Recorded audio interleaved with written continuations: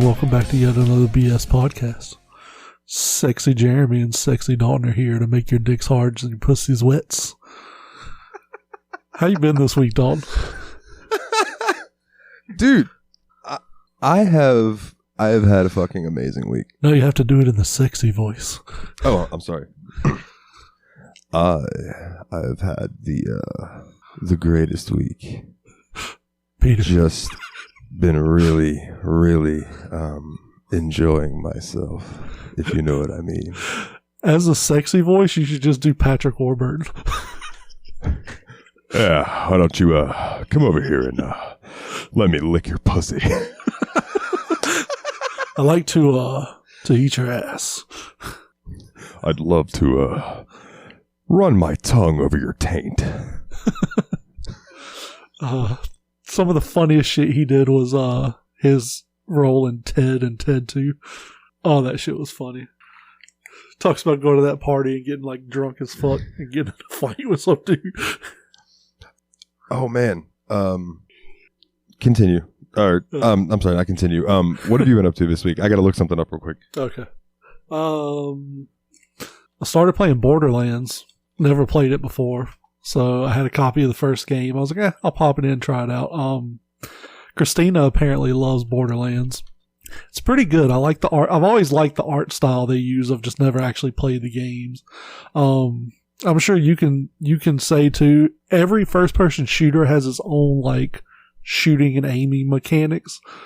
And at first I was frustrated with it because I'm not used to their style. But I got used to it pretty quick, and it's pretty fun now. The only thing I hate is, like, today I got stuck in, did you play the first game? Oh, yeah. We did a show on it. So I got stuck in Sledge's safe house. So I'm in there, got to the end, and you remember there's like a roid rage berserker in there or whatever? Like a roid rage psycho? Yeah. So I went in the first time, and he just fucking decimated me. So then I got in the second time, and I had this idea. You know, you go in and you kind of like drop into a pit and there's a chain link fence in front of you and you have to like jump up the side and then he's in this arena thing. Well, I went into that pit and there was a crack in the fence. And when I jumped, I could see him through the crack. So I basically just pulled up the scope of my gun, would jump and shoot. And I got the timing down where every time I shot him was a critical headshot. But he wouldn't come after me. He wouldn't come after me. Like, because I was too far away. So I just stood there and kept jumping and shooting him until he died. I was like, yeah, cheese the fuck out of this guy. Well, he died. I went in the arena, killed all the little, it's not PC, but the midget psychopaths. Yeah. Like, killed all of them and collect all the loot and shit. Go to leave, and the whole building is now full of psychos and berserkers and shit. That are all, like, I'm level 13 finally. They're all level 15. So it takes a shitload to kill them. And I run out of fucking ammo. So I'm just like, literally, I'm a, whatever, the black dude, the soldier or whatever. So yeah. I have the action skill of the turret. Roland. Yeah, Roland. I have the turret that I can put down. So literally there were like berserkers in a room, but the door would close. Apparently the enemies in this game can't open doors. So I would literally set the turret down. I used a resource point to get this perk where you gain ammo if you're standing near the scorpion turret. Yeah, so dude, that's so helpful. I would set the turret down and stand behind the wall and collect ammo. As soon as the turret went away, I would close the door and wait. Because they would just stand there, they wouldn't open the door, wait for it to load up again, open the door, set the turret back down, collect a little more ammo, let it shoot at them until they died. So I'm in there for like an hour probably trying to kill these two guys. Finally did it. There was a claptrap in there, so I had to go find the parts to fix him. And like, dude, it was just a fucking nightmare, but I finally got out of there. Dude, I've been in multiple situations in Borderlands games where I am like, these guys are going to take a while. Oh, yeah. But having the shit with the turret where it'll give you ammo and heal you. Oh, yeah. That's why Roland is my go-to. I know, I think Willie played as Roland when we were playing together. I played as Hunter. Malachi, I think was his name. The Hunter guy. And then Nate, of course, played as the big brute. I don't remember his name, but Nate would just do his rage and run in and just start punching shit. Dude, my go-to is always the Roland style character in all of those kinds of games. Like, I'm always the dude who has the machine guns. He's like a shooting expert or whatever. That's just my go-to. But I've also been playing, so that's what I call my store game. That's what I'm playing at the store. I'm playing Ghost of Tsushima at home, which is just an absolutely wonderful fucking game so far. Ostara loved the fact I snapped her a video of me. So there's I think they're Inari statues or Ikari statues. So basically it's a statue of a fox.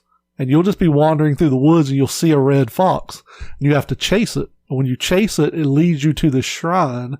You honor the shrine and you get like an extra charm space or something. But then what's cool, because the fox kind of just stands there while you're honoring it, you can turn around and pet the fox. But you can only do it one time and then the fox runs off into the forest. So I'm like, no, come back. Let me love you more. I thought that was a thing where if in Ghost of Tsushima, if you follow foxes, they lead you to like hidden items and stuff. That's what I just said, Dalton. Oh, I'm sorry. I'm smoking a joint. I wasn't. The weed I'm sorry. has consumed. Yeah, but like you can I pet took a muscle relaxer. I'm hurting. I'm sorry. Once you get the shrine, you can pet the fox. And so I like snapped Ostara a video of it. And she was like, "Oh, I didn't know that part." Okay, yeah. I'm sorry. She's like, "Oh my god!" Like you can only pet them once, and then they run away. I'm like, "No, come back! I want to fucking pet you more." So I've been doing. Oh, so pissed! I found a shrine last night. I honored the shrine, and then I turned around, and the fox was gone. And I like stood there for probably 5 minutes, walking around the area, being like, "Where'd you go? Where'd you go? I want to pet you before you leave." Like, nope, he was fucking gone. Dude, yeah, all right, so you're like me then. Whenever you're playing a video game and they give you the option to pet an animal, it's like, yes! Pet, yes. Pet, always. Now, always, dude. On the flip side, did you play Wolfenstein 2, The New Order? No, but I did buy all those games on Steam, so I have them. So I'm going to give you a minor spoiler about that game that like almost made me not want to play it. I told my buddy Austin about it, and he was like, I don't think I'll play it because of this. So those who don't know the plot, if you don't want to hear the spoilers, skip ahead like 3 or 4 minutes. The plot of the game is you are living in America, but an America where we lost the World War II and we're occupied by Germany. So basically the Nazis won, everything's Nazi now. Well, at the beginning, like you're BJ Blazkowicz, the beginning shows you as like a kid and your dad's a piece of shit. And he's like beat you and your mom and sister and whatever. Well, you have a dog, and there's a scene where he literally gives you a shotgun, I think, and makes you shoot your dog.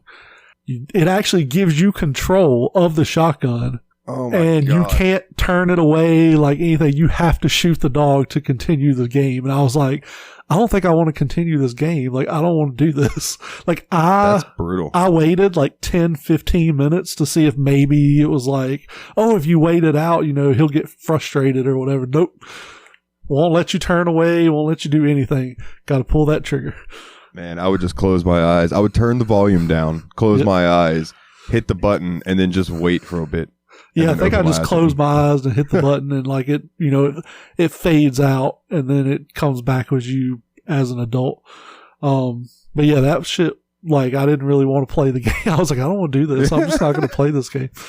Yeah, that's fucking brutal. Yeah, but no, like Red Dead 2, I would pet the animals. Assassin's Creed, I would pet the cats and stuff. Like, yeah, petting animals in games is fun. I feel like Stray should have an option where you can, like, go up to humans or robots or whatever there is and like pet them. Like you just hit a button and the cat just like that would paws be awesome. at their leg or something. Let's see what else. Oh, special mention. A big fat fuck you to the dudes at McDonald's who apparently laughed at Ostara because she was trying to help an injured kitten in the parking lot at like 11 at night. I don't know. She was telling me the story about it. She was pretty embarrassed about it. So, fuck those guys. The funny part is I told her, I was like, do you want me to drive back up there and beat them up? And she was like, well, I mean, if you want to, you can. So, Don't let her fool you. She's fucking savage. Yeah, because I can take down a bear. She's gonna sick me on some fucking skinny ass teenagers that worked at the McDonald's. Like, I'm gonna fucking make them into ice cream machines because their asses are gonna be broken. I hope one day that you don't like develop psychosis and break and actually go try to fight a bear, because that's not going to end well. I mean, like I said, if it's a small bear, I think I can take it. Like those fucking 12-year-old male grizzly bears, like I'm gonna try, but I'm gonna fail.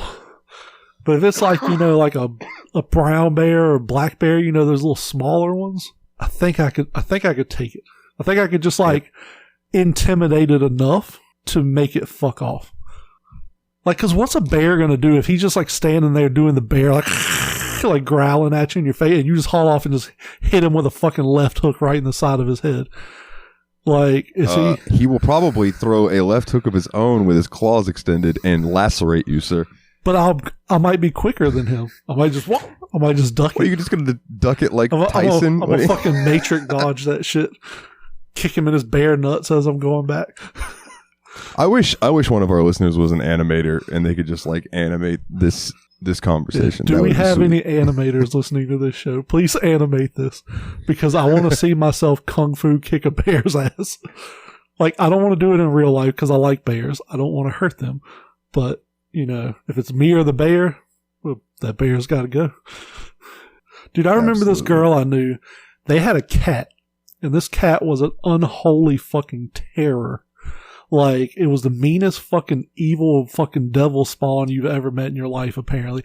I never met it because the cat had fucking big alpha energy. And I remember one time they said the cat wouldn't let anybody go upstairs in the house. And they took a pack of toilet paper, I'm guessing one of those 4-packs, and threw it at the cat, and the cat just shredded all the toilet paper and shit. And I'm Jesus dude, Christ. It's a fucking house cat. They're about the size of a football, and you can kick them like footballs if you need to. I don't condone kicking your animals, but if that animal will not let me go upstairs in my house, animals work off a alpha dominated pack. I'm going to show that motherfucker who's in charge. So, I have a perfect example of how that works, right? Yeah. My dog Daisy, when I first got her, she does not like other animals, right? Yeah. She's very weird about them, and she would always, we had to walk her on a leash because she was always run after the cats. Yeah. So I got tired of her going after the cats on the leash and yanking away from me and stuff. So one night we were out there and she went after Miss Kitty, who I want to talk about here in a minute, but I grabbed Daisy by the fucking scruff of her neck and just boom, pinned her ass to the ground and just went, "No, those are good kitties. You leave all the cats alone. Do you understand me? Why are you making me do this?" Leave my kitties alone, you arsehole. Yeah. Don't touch me, fucking kids. You just wanna come up here? I can't do bubbles. Yeah, I can't do bubbles. Kitties. Decent. Kitty. Decent. Greasy. Yeah. Yeah. There was another instance with Daisy. I was trying to remember. My brain just blanked. Oh, it was a possum. Go ahead. Well, I dated a girl named Chelsea, and she had 2 cats when we started dating, and we got a third, a Bengal kitten, and that cat was fucking wild. So she would clip their nails. People who don't have cats, you can actually take a cat, you can push their little nail out, and if you take just regular fingernail clippers, turn them sideways, you can clip their claws back so they don't scratch shit up. Much more humane than getting them declawed. Works better than those fucking glue-on, pretty kitty whatevers. Little glue-on things. You just fucking push their nail out, turn the clipper sideways because their nails are thin, and just clip them. So the other 2 cats would bitch and moan, but they would let it happen. And I think the oldest one was Domino. She would just lay there and just fucking be pissed off, but lay there and take it. Kazooie was the middle one. She had gotten stepped on by a horse when she was a kitten, so her back leg was like cocked inward, but it didn't slow her down at all. It was fucking hilarious though. When she got her claws clipped, my bed was really tall. She would jump and grab stuff with her front claws and use her front legs because she couldn't really use her back legs like that, like pull herself. So she would jump, grab the mattress, realize she didn't have claws. Her eyes would get super wide and she would just slowly slide down the mattress back to the floor. So I would like get down and pick her up and put her on the bed. But she would just lay there and kind of just let you do it. She didn't really care too much. But Hurricane was the Bengal and she did not want that shit to happen. And one time Chelsea's like, will you please just hold her so I can clip her nails? And I was like, okay. I'm like, I'm 250 pounds. This cat weighs like 15 pounds. I got this. So I grab her, I'm holding her, trying to like not crush her, but like hold her in place. She's freaking the fuck out. She wiggles loose, takes her claw and just smacks me in the side of the face, like digs a claw in my cheek to where it had to like pluck it back out. And there's like a little spot of blood. And I was like, guess what, motherfucker? I grabbed her by like the scruff on the back of her neck and like you said, just pinned her on the floor. And I was like, don't move. And she just fucking laid there perfectly still. Chelsea clipped the rest of her nails. I let her go. I was like, okay, go. She got up and ran off. I was like, yeah. And I was like, yeah, I'm not playing this game. I joke around and say I'm an alpha male and all this shit. I don't actually believe in all of that bullshit. But like when it comes to the animals and the alpha mentality for animals, this is my house. I'm in charge, motherfucker. Like you listen to me. Yeah. Jen would get so mad because she'd be like, how come Gus does what you tell him, but when we tell him to do stuff, he doesn't listen? I was like, because I'm the alpha of the household. She would get mad as fuck. I'm like, to him, I'm the head bitch in charge. Like, I'm the one that makes the rules. So he listens because I'm commanding when I have to be. I'm consistent with him. I don't waver. I don't change the rules from time to time. He understands when I say, let's go, he gets up and goes. So I was like, yeah, as far as like human being alpha bullshit, that's all garbage. That's a way for motherfuckers with tiny dicks to make themselves feel important. But yeah, for animals, you got to show that motherfucker who's in charge from time to time. Not aggressively. Yeah. You don't have to beat them or smack them or kick them or whatever. You just got to fucking, Bella, this is my house. We're playing it by my rules. Yeah. And like anytime I've had to do that, I always feel super bad afterwards. Oh, yeah. I'm like, why you make me do that? I mean, it's like disciplining your kids. Like, it makes you sad when you have to do it, but you have to do it or they're going to fucking run wild. Yeah. So. Yeah, that makes sense. That makes sense. Yeah. So while we're on the subject of pets, I'll go ahead and get this out of the way so then we can get on to happier subjects. Yeah. So, Miss Kitty, the cat that I mentioned, was an outside cat, right? Yes. Like, but she's been around for probably 16 years. She started hanging out around here when she was pretty young, but she had already had a litter or two of kittens. You know what I mean?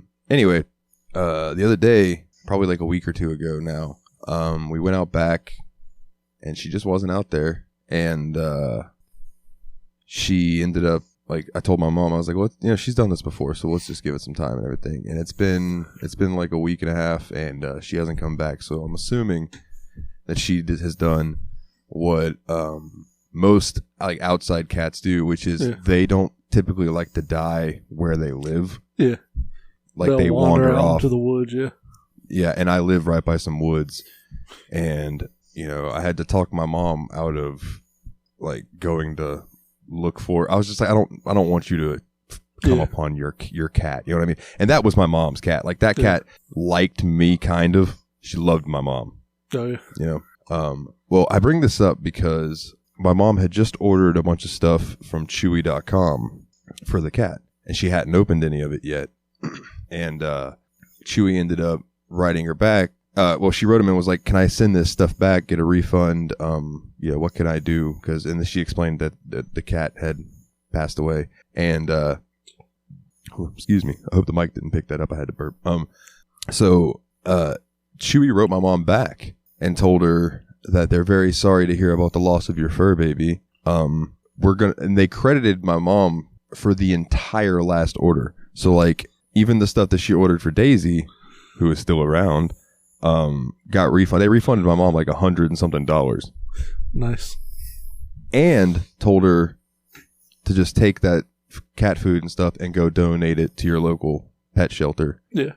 So, like a day or two later, Sweet Pea, which is the local flower place, delivers a vase, like a nice glass vase with water and flowers and stuff in it, with a card that was like, sorry that your fur baby went over the rainbow bridge. We hope, that you can get through this time of mourning type thing with love. And it was from Chewy.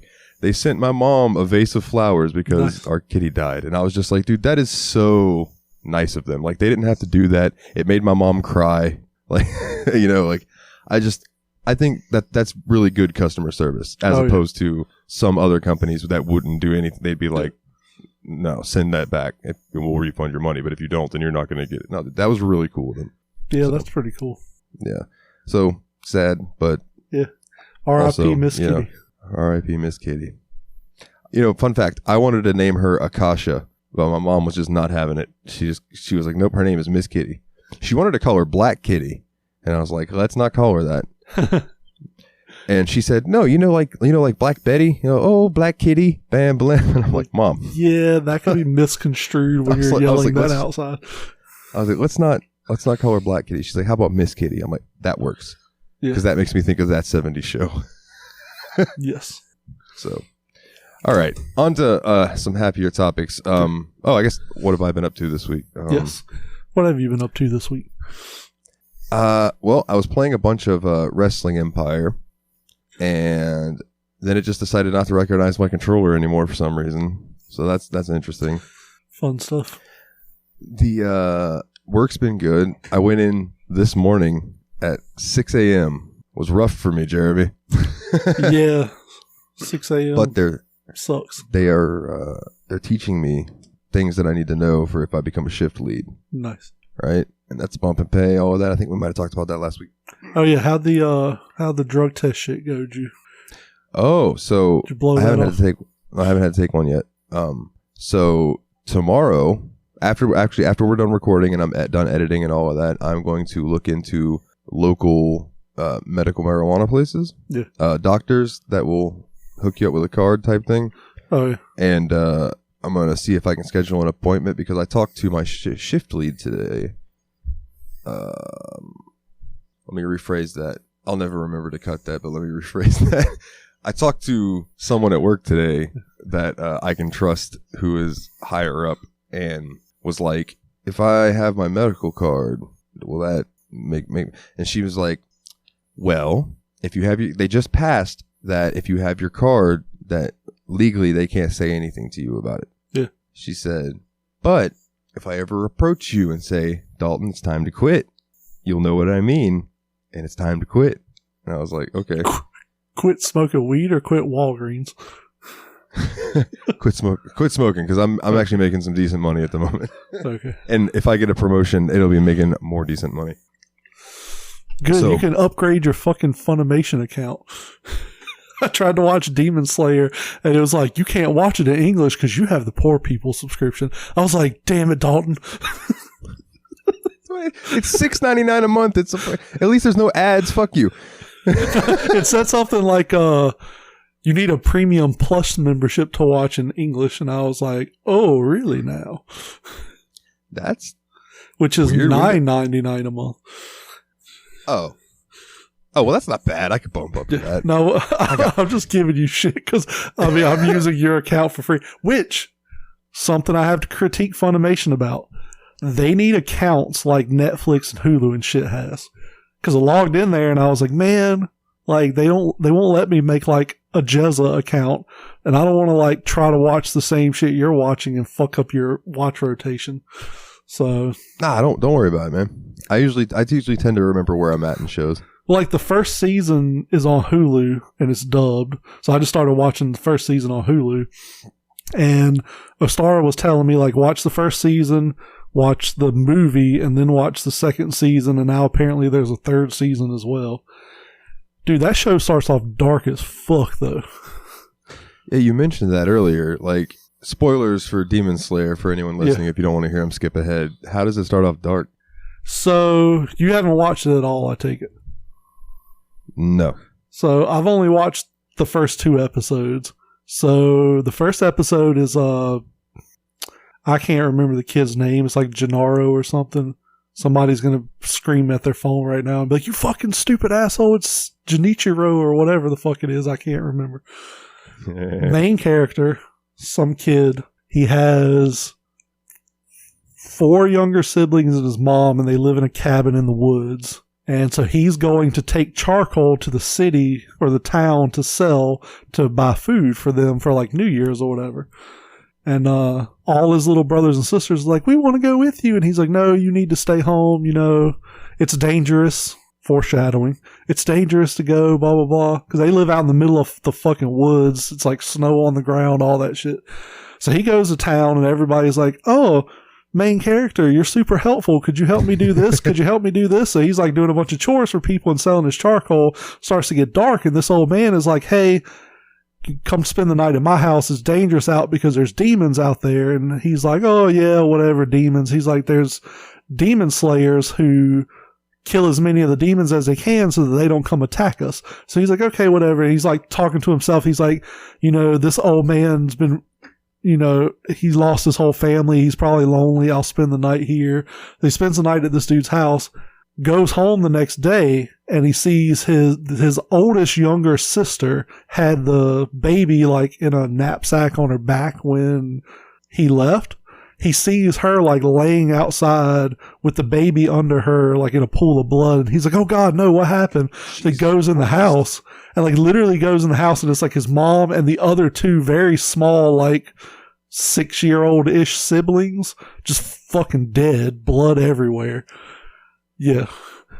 And then he's like, "What the fuck?" Yeah, like fucking people, like I'm talking Attack on Titan level dark, like it's fucking blood everywhere, shit. They're all dead. The oldest of the 4 siblings is apparently still warm. So he puts her on his back and starts running to town to like try to get to a doctor to save her. He's like freaking out. She fucking comes to and has like fangs and like evil looking eyes and shit, and tries to like bite him or whatever, and that knocks them off a cliff. And, he falls off a cliff, but it's a bunch of snow, so he ends up being safe. She's standing there all fucking fangs and shit, jumps on him. He's got a hatchet. He like blocks her mouth. She fucking hulks up. He's like, "How are you getting so big and strong?" And like he's sitting there trying to fight her off, and's like, "I'm sorry. I know you guys suffered, blah, blah, blah." Like, being all emotional because he wasn't there to save them, which from the look of that house, his ass would have fucking been killed too. And the sister's like starts crying. Well, then some dude with a katana shows up and tries to kill the sister, and it's a whole big battle between them because he's like, don't hurt my sister. I'm going to find a way to turn her back human, blah, blah, blah. And he convinces the dude not to kill his sister. Dude, you should watch it. It's fucking, like, the first couple episodes are pretty good. Well, I can say this since we share an account. Add it to our watch list. Yeah. We allegedly share an account. Allegedly. Because we don't pirate. We both have accounts. They're separate, but they're somehow linked together. It's a weird thing Funimation did. We gotta call customer service, and who has the time? We docked one time. Yeah, we docked that one time. We said, "Look, Mom, an H."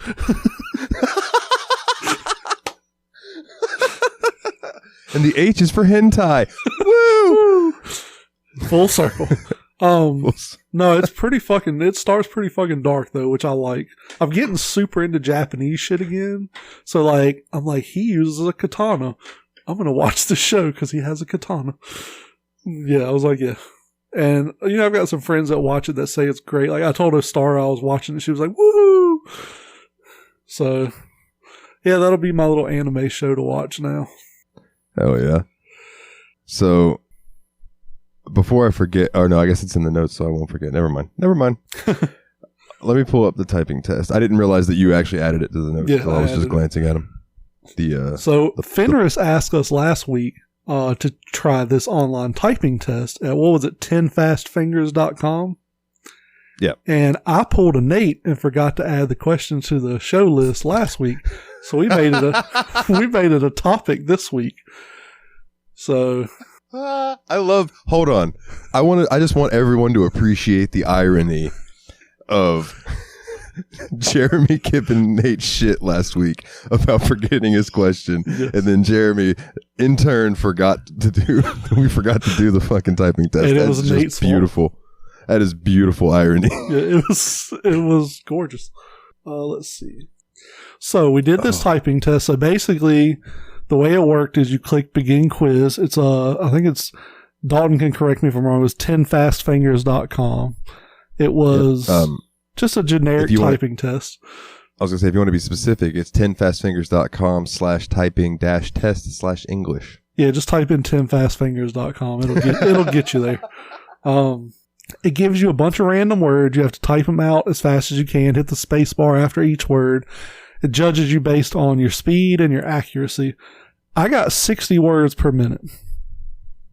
299 correct keystrokes, 25 incorrect keystrokes, 88.99% accuracy, 60 correct words, and 5 wrong words. I feel like if I got 60 correct and 5 wrong, the test lasts a minute. I should have got 65 words per minute, but it gave me 60 words per minute. So, yeah. All right. Throw the website away. Throw it away. I'm done with this. I got 63 words per minute, 331 keystrokes, 92.88% accuracy with 60 correct words and 3 wrong words.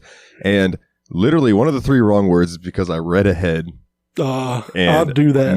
Missed a word. The other one is because in the middle of the word, I accidentally hit the space bar and it just fucking went to the next word and gave me a wrong one. I was like, damn it. I did that. I hit a semicolon one time by accident. Like, I wonder if the way it does your words per minute, I wonder if it's an average. Because, you know, some of the words were like, they were 2 to 5 letter words. So I wonder if it averages them out to get like what your average word per minute would be. I want to go back and look now because I know Fenris posted his results. I want to say he was 54, but I'm going to go back and look now. All right. Do, do, do, do, do, do. Oop, 51. He got 51 words per minute, so got to pump them numbers up. Them's rookie numbers. I know mine sucks, dude. When I was in high school taking actual typing classes, I think I was in like the between like 100 and 120. Like I was fucking lightning fingers. I used to be able to get like 70 back when I typed more. But now, like, I would be curious. Excuse me. I would be curious for a typing test on your phone. Oh, yeah. Because I type a lot more on my phone these days. Oh, yeah. I remember I fucking used to, when you had the, whatever it was called, where you had to hit the button 3 times to get a letter. Oh, God. I fucking hated that. People used to ask me, like, God damn, what are you typing over there? Because I just be like, click, click, click, click, click, click, click, click, click. And then I had a fucking BlackBerry before smartphones became super popular. And man, I love that like full tactile keyboard on your phone. That was nice. Yeah, when you could like pop your phone sideways and just with the fucking yeah. Well, no, I guess that wouldn't be a BlackBerry. The BlackBerry had it built on the other thing. That was like a Nokia slide or something. Sidekick, yeah. That's what it was. Yeah. I always wanted one of those, but like I had Sprint, I think, or AT&T. No, Alltel, I think. You remember them? Oh, yeah, I remember Alltel. They didn't carry that phone. That phone was just with like Verizon or somebody. Same thing with the Motorola Razr when it came out was only Verizon. So I was with Sprint then. Sprint came out with the Katana, which was a knockoff Razr. I used to have, so I don't know why, right? I had this like shitty normal cell phone, and this girl that I knew, actually I've mentioned her before, Shelby. Yeah. She was like, I really like your MP3 player. And I was like, oh yeah? And she's like, yeah, I'll trade you my Razr phone for it. Nice. Hell yeah. So I ended up having this like fucking silver Razr phone. Nice. For no good reason, because that phone was way more expensive than that fucking dinky little MP3 player. Yeah. She probably was like, just got her mom to buy her a new phone or some shit. Maybe her dad. Her mom was dead. Well, you didn't have any way of knowing that. R.I.P. In case she ever hears this. That girl whose name I can't remember his mom. R.I.P. R.I.P. R.I.P. that Razr cell phone. Because it's probably dead now, too. R.I.P. just killed the club. Straight Patron at the bottle about killed a thug. So yeah, didn't expect me to bust that out, did you? So I have a little story to tell. The way home from Please work regale. today, I needed to go get groceries. I haven't bought groceries in a while for the house. I have to buy groceries for the store and the house. It's frustrating. Go by Food Line in Franklinton, which is for lack of a better word, hillbilly paradise. It's very country. Yeah. So I stop at the Food Line because it's the closest place to my house. And I go in there, and there's this older lady in there talking to a guy that's stocking the shelves. If you still want to wear a mask, that's perfectly fine. I have people come to my store that don't wear masks. I have them coming in wearing masks. Your preference. I don't care. I'm not going to give anybody crap about wearing a mask or not wearing a mask. This lady has on a mask on her chin, talking to this guy, and then walks off into the store with the mask still on her chin. I will give you shit for this because it's fucking stupid. Either wear a mask properly or don't fucking wear a mask at all. I see so many people still wearing masks, and either it's on their chin or it's below their nose or whatever. And I'm like, if you just fucking take it off. You're not being required to wear it anymore. If you're not going to wear it correctly, it's not fucking doing anything anyways. Take it off. I can always tell when somebody is wearing a mask because they feel like they're mandated to because it won't be around their nose. Yeah. Especially wearing a mask on your chin is like putting a condom on your balls to have sex. It's not going to do anything. Jesus Christ, people. Sometimes you just gotta stuff your balls in there with your cock. I'm not talking about into a condom. Yeah. Hey. Maybe that's what it is. The ICP lyric, my nuts is people, so I'm trying to stuff them in there too. Maybe that's what it is, because the dude she was talking to was kind of a big black dude. Maybe the mask was to, cradle his nuts while she was waist deep on it. Who knows? Yeah, I see all kinds of shit now. I forgot about the general public of Keystone Heights. Yeah, general public in general. Fucking stupid ass people out there. Between running a retail store, which, like I said, specialty retail store, so it's a little different. But that and going to local Walmart food lines and shit, it's bad. Oh, man. Why are people so dumb? It's my question to the listeners this week. Why are people so dumb? Speaking of dumb people, segue. There is a new stupid fucking trend that I heard about. So everybody remembers the Tide Pod thing, right? Yes. Eating Tide Pods, blah, blah, blah. Which I still stand by the fact, if you think eating a Tide Pod is a good idea, it is, go for it. And you should do it. Unless you're a kid and don't know any better. Yeah. If you're a kid and don't know any better, why are you listening? You probably still should, but when you're an adult. Don't do it as a kid. That's tragic. If you're a stupid ass adult and you still think it's okay, shoot for the moon. So the next one I can think about that was after that was the milk crate thing. That was having people break. Yeah, break their legs and arms and collarbones and shit. Yeah. Yeah, because they don't know how weight distribution works. And the taller a pillar gets, the less stable it's going to be, unless it's solid or whatever. You know what I mean? And then I'm sure there were some after that I don't remember. I remember the one that was putting glue in your hair. Oh no, that was just some fucking lady that did that. And then okay. She got a bunch of attention and GoFundMe money and shit. So then other fucking stupid people did it, hoping to get the same thing she got. I believe she did it as a legit accident, probably because, she's dumb. But, yeah. I mean, she's oh, I picked up this bottle and, I usually use this Gorilla Snot hair gel, but they didn't have any, so I got the Gorilla Glue instead. And it's read labels, people. They put idiot warnings on labels. Read them. I'm telling you, the next step's going to be you pick a can up and there's going to be a little hologram that comes out and says, if you're stupid, don't buy this product. Problem is, stupid people don't know that they're stupid. So the newest trend that I've seen, and this one, I don't even know why this is a thing. I do not know, but I've seen it as well. Is cooking chicken in NyQuil. why? What's the benefit of it? What the fuck is the purpose? I don't understand. Am I just old, Jeremy? Like, what the fuck is going on here? I don't fucking know. NyQuil is gross. Like, liquid NyQuil is fucking disgusting. I can't swallow pills, so I have to take that shit when I'm sick. And honestly, I'd rather just be sick. Like, that shit is fucking disgusting. Is it? Oh, it's not. I think it's not NyQuil. There's one that tastes like grape that's not bad, but I think that's like Motrin or something like that. No, like Robitussin. I don't know if I've ever had the tussin, the fighting, the fussin. Slug for a drug called Robitussin. We can talk about some stupid shit what I did when I was younger. You don't talk about Robitussin. But yeah, I just don't get it. Like, I don't know if I've ever even taken NyQuil.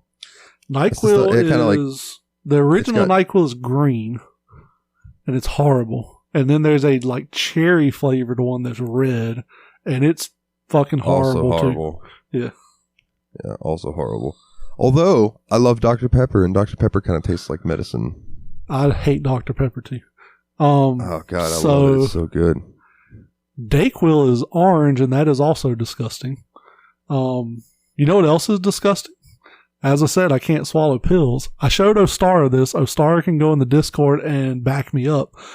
I bought some dye-free, flavor-free or whatever, like the allergen Tylenol in a liquid form for like, you know, people with sensitive stomachs or whatever. So it's for adults and children. So I'm like, cool. I usually just buy like kids ibuprofen and shit and take that. Actually tastes pretty good. Kind of like, you know, the synthetic bubblegum medicine flavor. Not too bad. Yeah.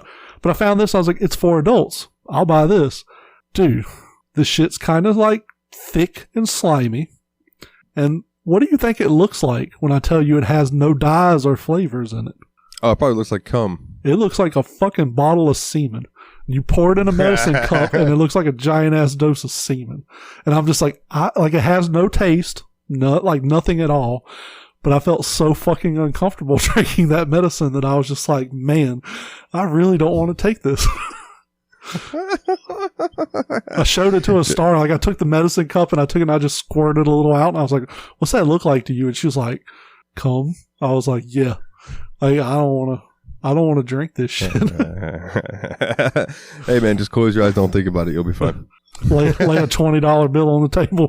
$20 is $20. Yeah, and then tell yourself you earned that 20 and then take it and put it back in your pocket. Yeah.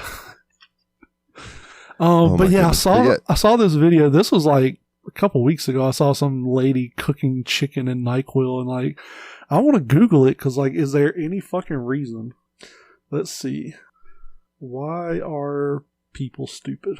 Cooking chicken in NyQuil. Because I mean, correct me if I'm wrong. I feel like that's like would poison you, right? That's like a lot of fucking NyQuil. That's a lot of NyQuil. And it's soaking into the chicken. Yeah, dude, that's just not good. Like, it might be a toxic level of it. I'm not sure. I don't know how much it would take to OD, but I assume it wouldn't be a ton. There's nothing saying, like, why. Oh, a concerning new trend cropped up on the internet in recent weeks, encouraging people to cook chicken in NyQuil to induce hallucinations. So it's basically fucking tussin. I mean, it's taking fucking sleeping pills and staying awake. Yeah. But the FDA is warning people that inhaling the vapors while cooking could cause high levels of the drug to enter your body. So you could be overdosing essentially on it and destroying your liver and kidneys and shit just by inhaling the vapors while it's burning off on a fucking stove. Like, ridiculous. By all means, if you think cooking chicken in NyQuil is a good idea and you're over the age of 18, do it for every meal. Every meal, pour the whole bottle in there, stick your face right over top of it and get some good deep breaths in and kill yourself because you deserve it. Not even going to sugarcoat it. If you're stupid enough to cook your chicken in fucking cough medicine, do it. Or I am Jezza the evil wizard. Or just go buy some fucking acid like a normal grown up and hallucinate. So I'm trying to cook fucking cough medicine. You know, I've had bad trips on shrooms. I've never had a bad trip on acid. They've always been a blast. Like I said, be an adult, buy some acid, some mushrooms, something, get high, hallucinate, have fun, stop cooking chicken and fucking NyQuil. Or do a bunch of it. Because you're a fucking idiot and you don't need to dilute the gene pool any more than it already is. Dude, the offspring was right. The kids aren't all right. Anyways, so I hear you saw a pretty kitty recently. So I told you, like, I messaged you and I said, dude, I saw a really pretty kitty, so I have to talk about it on the show. And I was just like, just make a note of that. And you were like, okay. And I gave you no context. Yes. And I'm not going to give you any context, but I'm going to tell you. I saw the prettiest kitty I have ever seen, right? This thing was freaking beautiful, right? Just majestic. And was it a furry kitty or a hairless kitty? It was like little crop top. No, it was not. There was none. Hairless kitty. But it was a very, very pretty kitty though. Like, I am just like, it was very, very pretty. I mean, you hear how I'm trying. I can't even like find the words. Like, bro, it was should have quite a poet. So, for anyone who isn't following along, we're talking about vaginas. No, we're not. I'm talking about a cat. No, you're not. A nice, pretty kitty. No, you're not. You're talking about nice pussy. You can't. No, when they're beautiful, you can't call them pussies. They're vaginas when they're beautiful. They're pussies when you're done with them and they're all kind of like stretched out a little bit and just kind of look sad and defeated. No. See, you don't understand. See, in those situations, I'm in charge. I'll call it whatever the fuck I want. You understand? Let me say, a penis is a penis is a penis. They look different. There's some that look better than others, but I mean, on a scale of 1 to 10, your penis is falling somewhere between a 1 and like a 4. I wouldn't say there's any penises out there that like should be etched out of marble. But vaginas are a different story.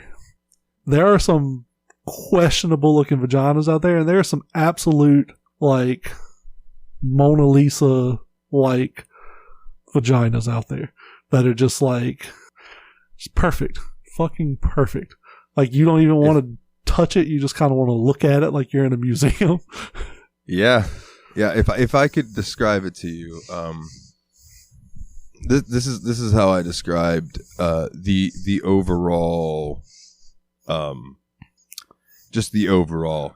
So I was like, if you were to tell me that a god molded you from the blueprint of perfection, I would believe you, because it's I'm not going, like I said, I'm not giving away anything else. I'm not going to go into it out of full respect. I'm not going to fucking, anything like that. But I just want it known that I saw the prettiest kitty. Now, I'm talking about a cat. I don't know what your perverted mind is thinking, but I'm talking about a nice, pretty kitty. Anyway, so yeah, Dalton's full of shit. Before we hold on. I want to still talk about pretty vaginas. Okay. Because, like I said, they're different. Each and every one, like a fucking snowflake. And to you, regardless of what you say you were talking about, what makes a pretty vagina?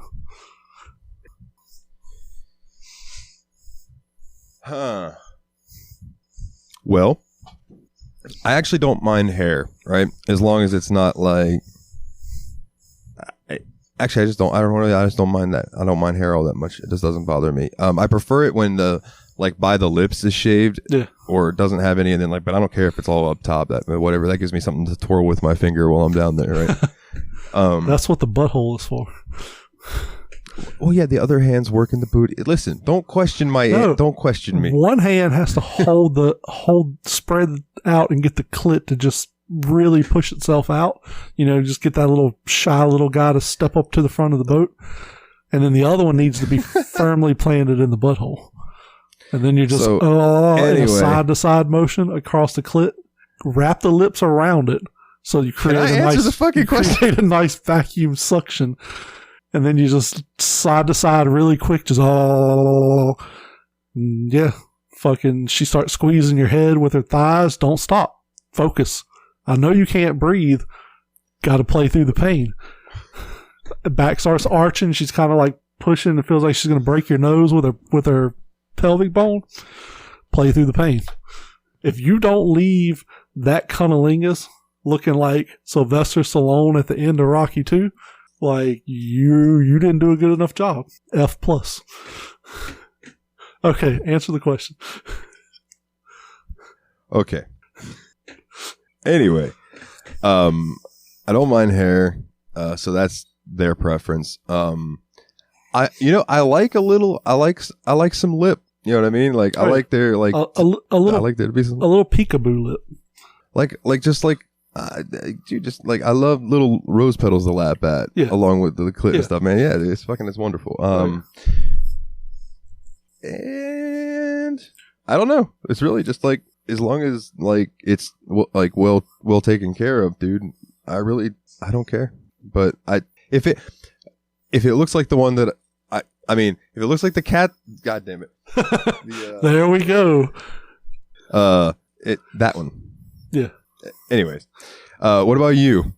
So I don't mind. You're trying to get me in trouble right now. I don't mind hair.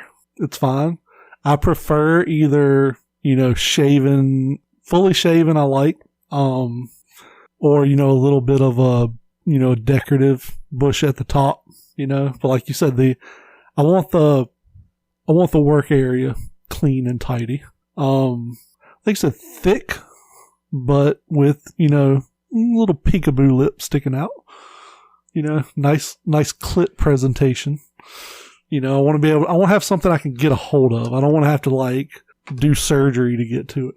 Yeah. But I mean, like I said, women you can't control, just like we can't control our dicks. Physically, speaking. I can control mine. Yeah. I can make a bounce. Yeah. I can do cock push-ups. It hurts my cock. But yeah, so yeah, like you said, one of those where you can just sit there and make her feel self-conscious because you're just staring at it, and she's like, "What's wrong with it?" And Charlie's like, "No, don't cover it. It's like a work of fucking art. I just want to admire it." And they always get fucking self-conscious when you do that. Like, you know what I'm talking about. You just want to watch it. Just stare at it. And they're like, stop, you're embarrassing me. And it's like, no, I just want to look. It's like if Georgia O'Keeffe painted the Mona Lisa. It's what you have between your legs. It's literally the cradle of life. It's probably the most beautiful thing on the planet. So I want to admire it. I want to just take it in. Fucking rich, snooty assholes like roll a glass of wine under their nose and sniff it. I just want to, roll your vagina under my nose, sniff it a little bit, give it a little taste, Mm-hmm. And then inhale their scent. And then I want to send shockwaves through your entire body until you can't remember your own name. And then while you sleep, I'm going to go play Ghost of Tsushima in the living room. Yeah. See, that's the trick. Like I said, if you give a woman 12 to 15 orgasms, she doesn't really care what you do afterwards. This motherfucker. But you've never done that?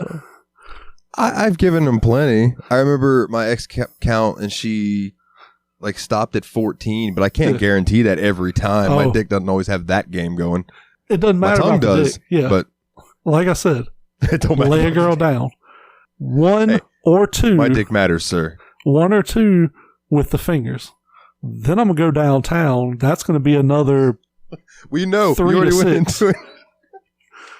Fucking for a while. After the fuck, maybe go back downtown. Depending on the situation. So here's the thing. Again, depending on the situation. Yeah. When they're squirming and they're trying to get away. Oh, yeah. Right. You either grab grab the hips, lock them in, yep. Or you reach up, you grab their fucking jaw, and you say, "Quit fucking moving." Just depending on the situation. Yeah. Yeah. Yeah. You got to know what the role you're playing. With consent.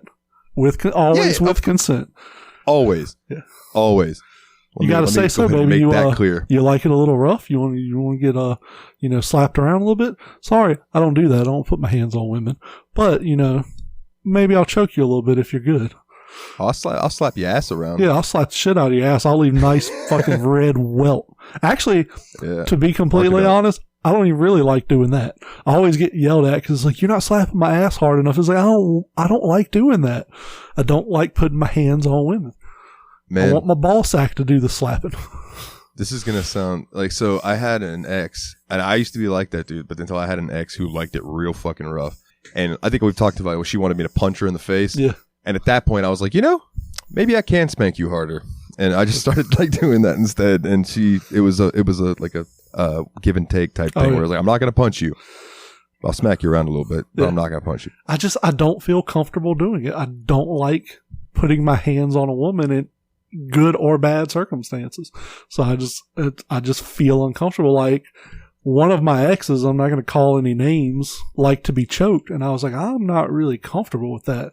I was like, I'm not really into that. And then one time she's like, just try it. So I like put my hand on her throat and kind of like squeeze a little bit, and almost instantly came. And I was like, wow, maybe I'm more into that than I thought I was.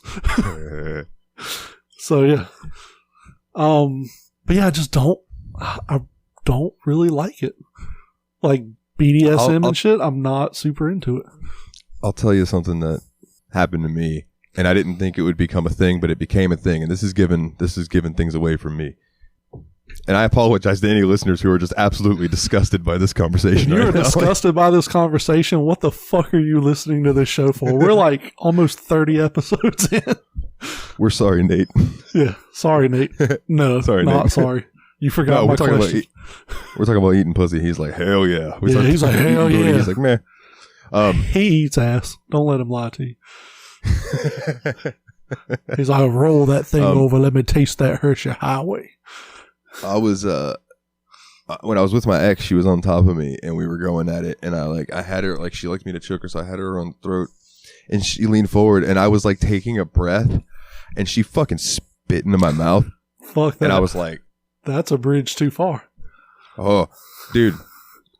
I don't know why I was into it. I was like, all right, you want to play nasty like that, bitch? And yeah, then she got it good, but I was just like, apparently that's a thing that I didn't know. Dude, I know it's weird. Like I said, it's revealing too much about me on the show, but I was just like it was one of those things that happened and you were surprised by it. You want to jam a couple fingers up my ass while you're blowing me?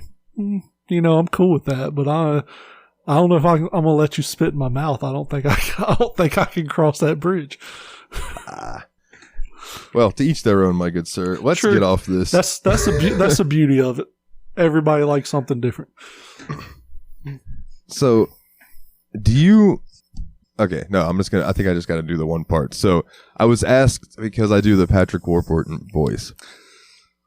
Before we get into the preservation stories, I got asked to do Kronk doing the poison thing from Emperor's New Groove by Megan. So I will attempt my best to do it. Oh, right. The poison for Cusco. The poison chosen especially to kill Cusco. Cusco's poison. That poison? Yeah, there you go. I mean, I don't know. I was gonna say, if you wanted to do the whole scene, if you want to be Yzma, I'll send you the link. But I don't know. I really like doing that voice. It even feels good to do. Like I can't explain it. It's just so low in the throat and just yeah. David Putty, high five. Go Devils. So have I ever told any of the wilder stories that I have from like going and doing property preservation when I worked with Wes? I know I talked about the big ass house that had servants that probably lived in it at one point. Shit, I don't know. I don't remember what we've talked about so far for the last hour. That's fair.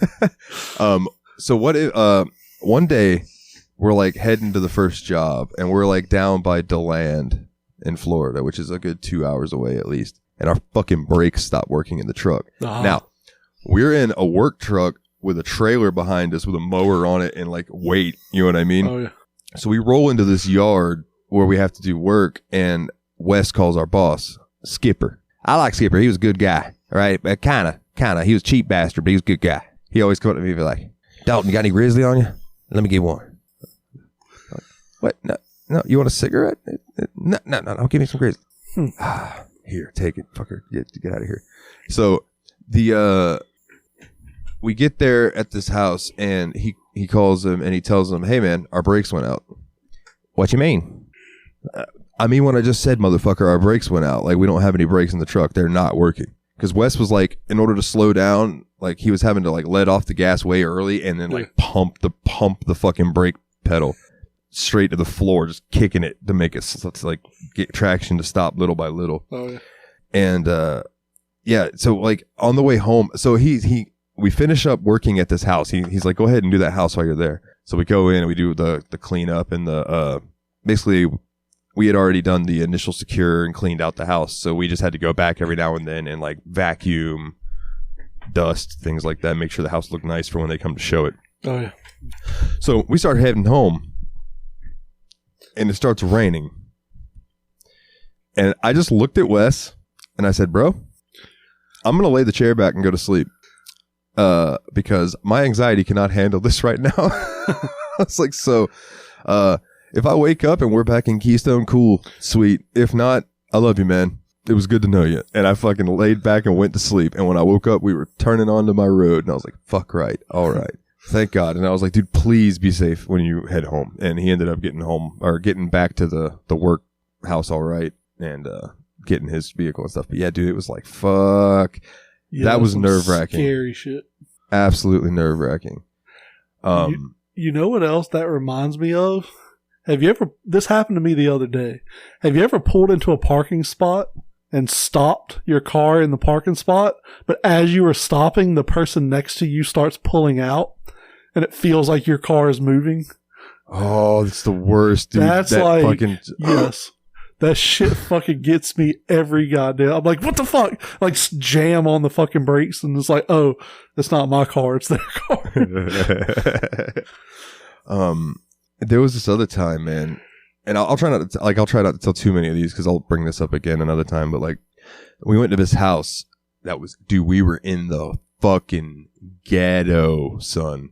Oh yeah. But Wes, stocky white guy, long dreads, like. I had long hair. We looked like some stoners, even though Wes doesn't smoke.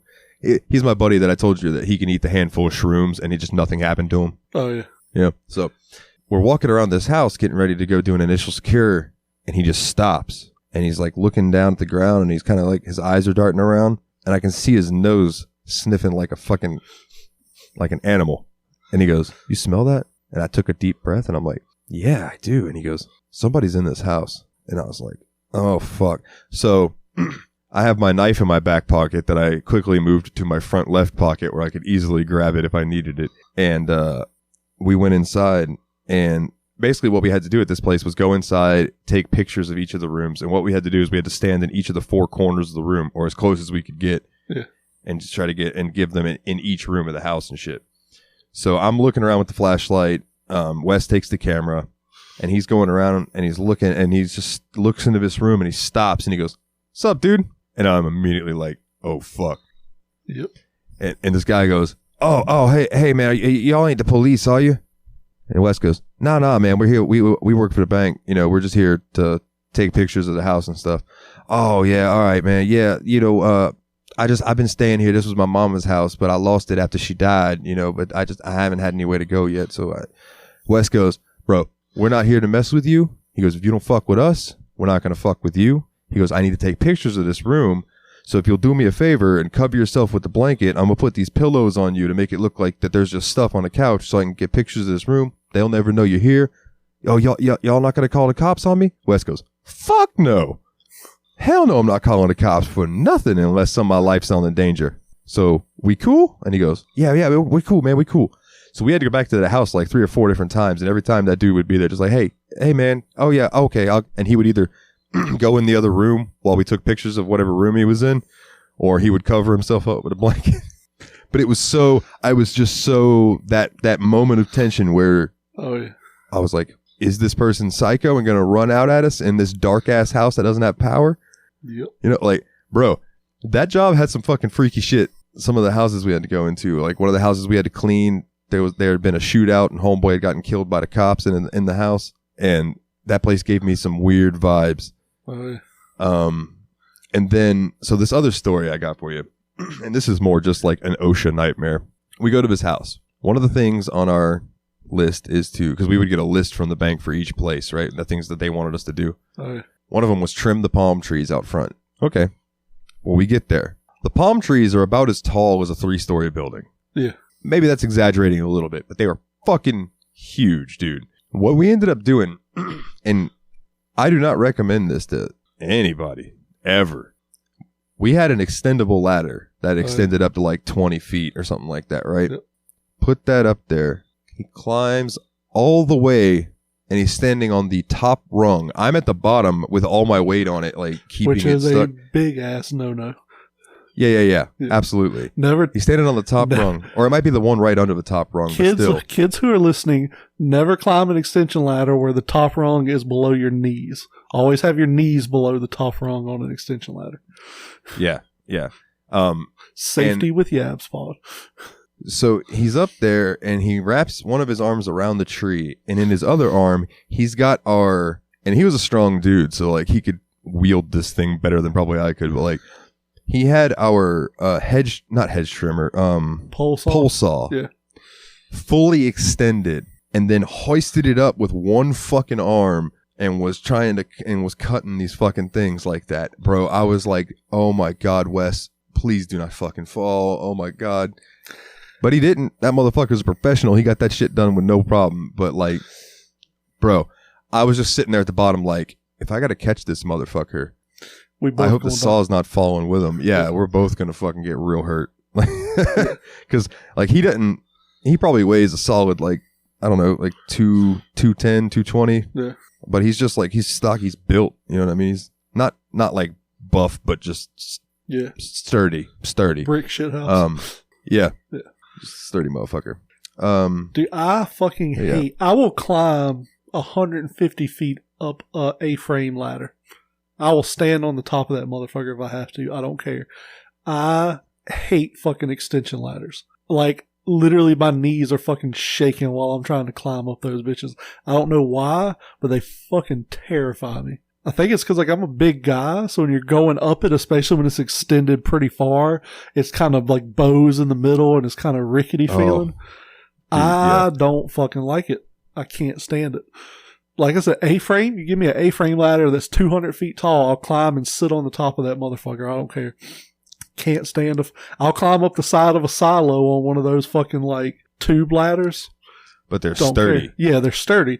Expansion ladders are not sturdy, and I'm fucking terrified climbing up them. Yeah, dude. I'm right there with you. Like, you start getting up towards the top, and that motherfucker starts sliding sideways or something. Like, no, fuck that. Nah, I fucking can't stand it. So this last topic that I have on here, before we get into songs of the week, and then our wonderful questions from our wonderful listeners. One time I was at my buddy Caleb's house, and I think it was Caleb's birthday, and we were out back shooting guns. Corey had brought his Mosin Nagant, so I got to fire a Russian sniper rifle. That motherfucker kicked like a son of a bitch. Oh, yeah. Oh, and then I got to fire, like, I go over, Josh, this guy Josh shows up, and he's just, like, got this case with him, and we were like, what'd you bring? And he opens up his case and just pulls out a fucking AK and sticks a banana clip in it and goes, this? And it was a semi-auto, but it was just like, and it was fun to shoot that too, right?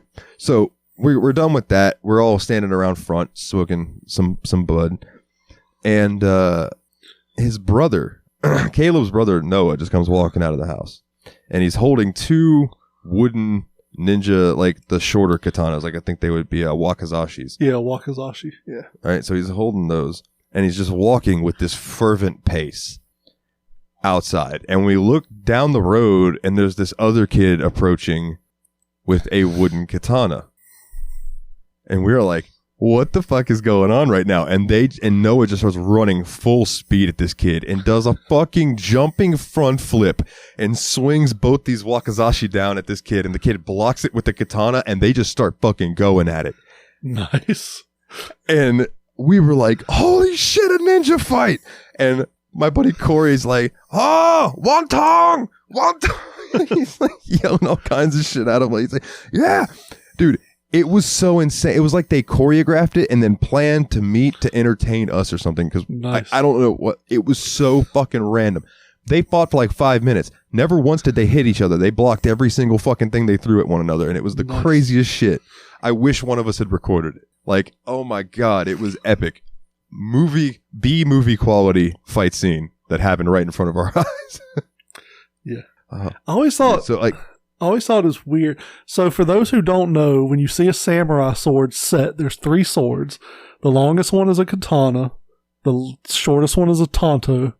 The middle one is a wakizashi. I always thought that was a weird ass name. Like katana and tanto kind of sound like they go together. You just fucking throw wakizashi in the middle. It's a cool ass word, but it doesn't fit at all. Remember, Ostar and I were in a sword shop 2 weeks ago, and we were trying to remember the name of the middle one. So finally, I just Googled it, and I was like, wakizashi. I was like, that's so fucking weird. Why is it such a weird name? Like, why isn't it like Katanto or something? It's like it's a half katana, half tanto. It's Katanto. I found that way funnier than I probably should. Katanto. Tanto's kind of weird too. Tanto's kind of weird too, but I mean, it just doesn't, like, katana is such an elegant name for a sword. So, like, Tonto, isn't Tonto like the Lone Ranger's sidekick? So Tonto and the Lone Ranger are heading down the trail, and Tonto says, "Halt!" The Lone Ranger slows his horse down. Tonto hops off his horse and puts his ear to the ground, says, "Lone Ranger, buffalo come." And he goes, "Oh, are you using your Indian tracking to find that?" Tonto stands up and wipes his face and says, "No, it is still wet." Oh, that's fucking gross. I love it. I love a good dumb joke. I love them. They're fantastic. Have you ever heard the greatest joke ever told? I don't know what it's. So Sherlock Holmes and Watson went camping one night. Said, so Watson sets the tent up. Sherlock and Watson crawl in the tent and go to sleep. Middle of the night, Sherlock elbows Watson awake. Says, "Watson, what do you see above us?" And he's like, "I see the starry sky." And Sherlock says, "So what can you deduce from that?" And Watson says, "Well, if there are billions of stars and billions of planets, then it's safe to say we're probably not the only living creatures in the universe." And Sherlock says, "No, Watson, it means someone stole our tent." Yeah, oh my God. Dude, I love that fucking joke. Dude, I think my brother told that to me a long time ago. "No, Watson, someone's stolen our tent." It's fucking tremendous. I think if you Google like the greatest joke ever told, it comes up as the greatest joke. Dude, my buddy Nick hit me with a joke one time that you probably know the punchline too, but it caught us so off guard that me and my buddy Dustin, both of us literally rolled out of our chairs, right? Because we were all just telling jokes, and Nick just goes, and so our buddy Nick, my dad nicknamed him Butters, if you just want to know like how Nick was. So he just goes, "Hey guys, I have a joke for you." We're like, "What is it, Nick?" He goes, "What's brown and sticky?" And we were like, "What?" And he goes, "A stick." And we fucking fell out because we were expecting a poop joke or some kind of dirty joke. No, just a dad joke. And we fell the fuck out, bro. I miss Nick. I love that guy. He's a good dude. So before we do songs of the week, I saw a video on TikTok or whatever before we started recording. I tried it and it worked, but I want to know if it's coincidence. So I want you to try it too. Okay. So I'm going to sit up so you can see what I'm talking about. So this guy said, if you need to crack your neck, instead of like doing this, so do this with me. Hold up your right hand. Take your thumb and your index finger and like that gap between your pinky and ring finger, like squeeze it kind of hard. Close your fist and roll your head like this. Is your neck? Oh no, my neck just cracked like a motherfucker. Yeah. What the fuck? Well, yeah, what the fuck? That shouldn't work, but apparently it does. Yeah. So I've never been one that does the like push on your head to crack it thing. Like usually I try to roll my neck and crack it like that, but no, my neck's just like, I wonder if my mic picked that up. Like that was loud as fuck. I didn't hear it, but you didn't hear it? Oh man. So yeah, people listening at home, I know this is an audio podcast, but take your right hand on your palm and the back of your hand, feel for like the space between your ring and pinky finger, like hand bones. Squeeze it with your other thumb and pointer fingers, like not as hard as you can, but put some pressure on it. Ball your fist up and then just roll your head around on your neck and your neck cracks. It's fucking strange. Let us know if it works for you. Yeah. So before we get into the songs of the week, sir, let's take a small break because I need to pee before we get into all these questions. And Dalton needs a pee break. Yeah, I chugged a Monster, so I would be up for this. So, yeah. Hold on.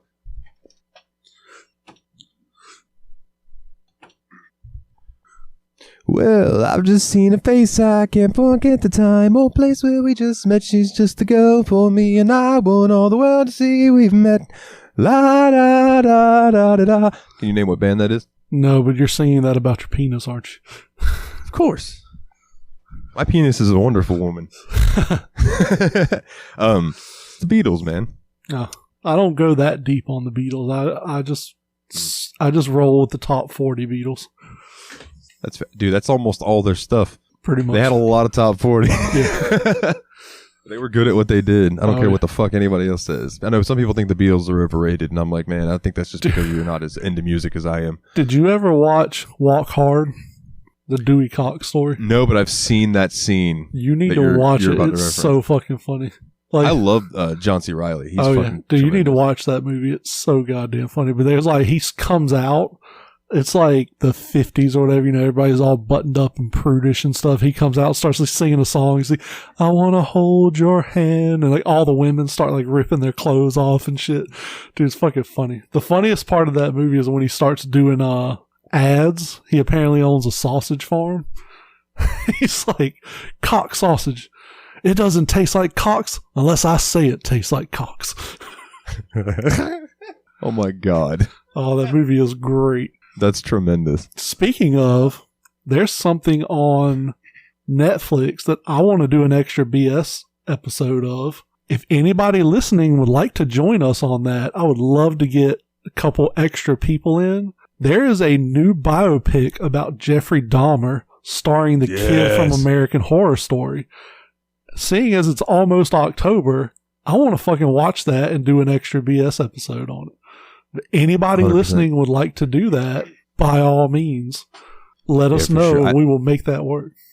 I know Nate's a big fan of Evan Peters, so yeah, he might be a good shout. I love serial killer stuff. I love biopics. It's probably my favorite genre of film. So like when I saw the commercials for it, I was like, oh shit, I got to see this. Let's see. It's called Monster, the Jeffrey Dahmer story. It's yeah, I saw the trailer and it was just like, whoa. But yeah, that and I don't want to do an extra BS episode on it, but I really want to watch The Patient on Hulu. It's got Steve Carell as like a psychotherapist, and this guy comes in, he's like, I have worse problems than all your other patients. He's like, I'm a serial killer or some shit. Like, watch the trailer for The Patient on Hulu. It looks fan-fucking-tastic, too. But yeah, if anybody would like to join us for extra BS on Monster, the Jeffrey Dahmer story, I want to do an episode on that. I think it'd be fucking great for an October extra BS. Hell yeah. I've already... And shameless plug, if you want to hear our extra BS episodes, sign up for our Patreon. Just $5 a month, and you get at least one extra episode a month. Yeah.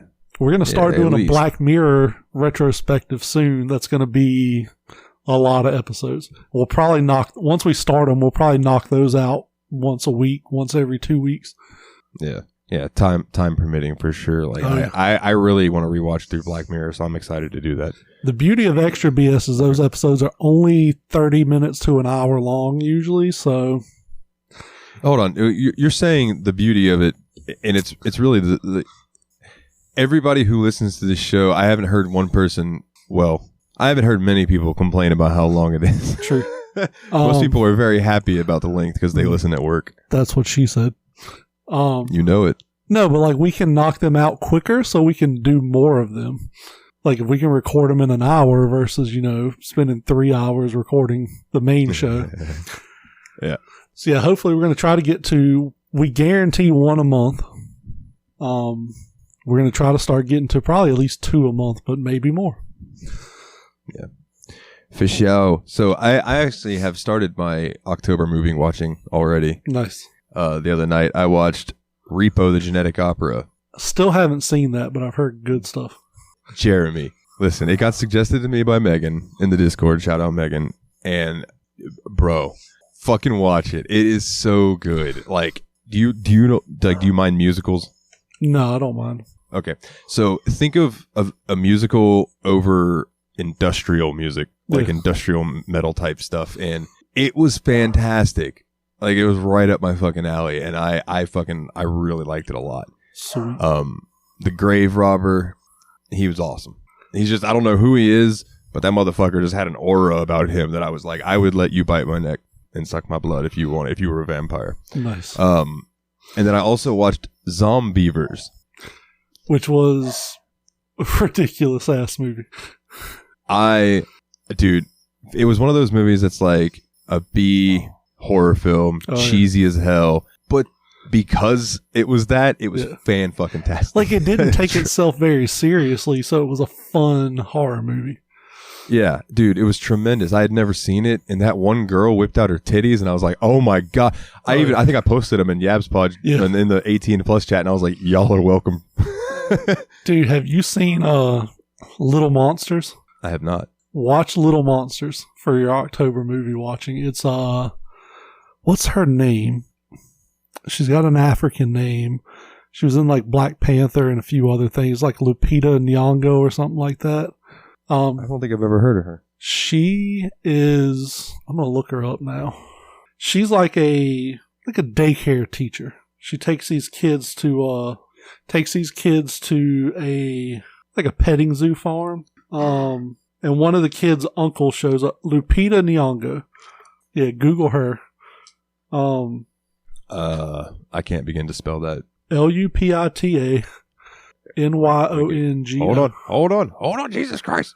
Fucking 60 words per minute. Fucking type it up. Lupita. What was the last name? I got the first one. Nyong''O. You'll recognize her. She's been in stuff. Oh. Yeah. Okay. Yeah, I just didn't know her name. All right. Yeah. Yeah, she's been in stuff.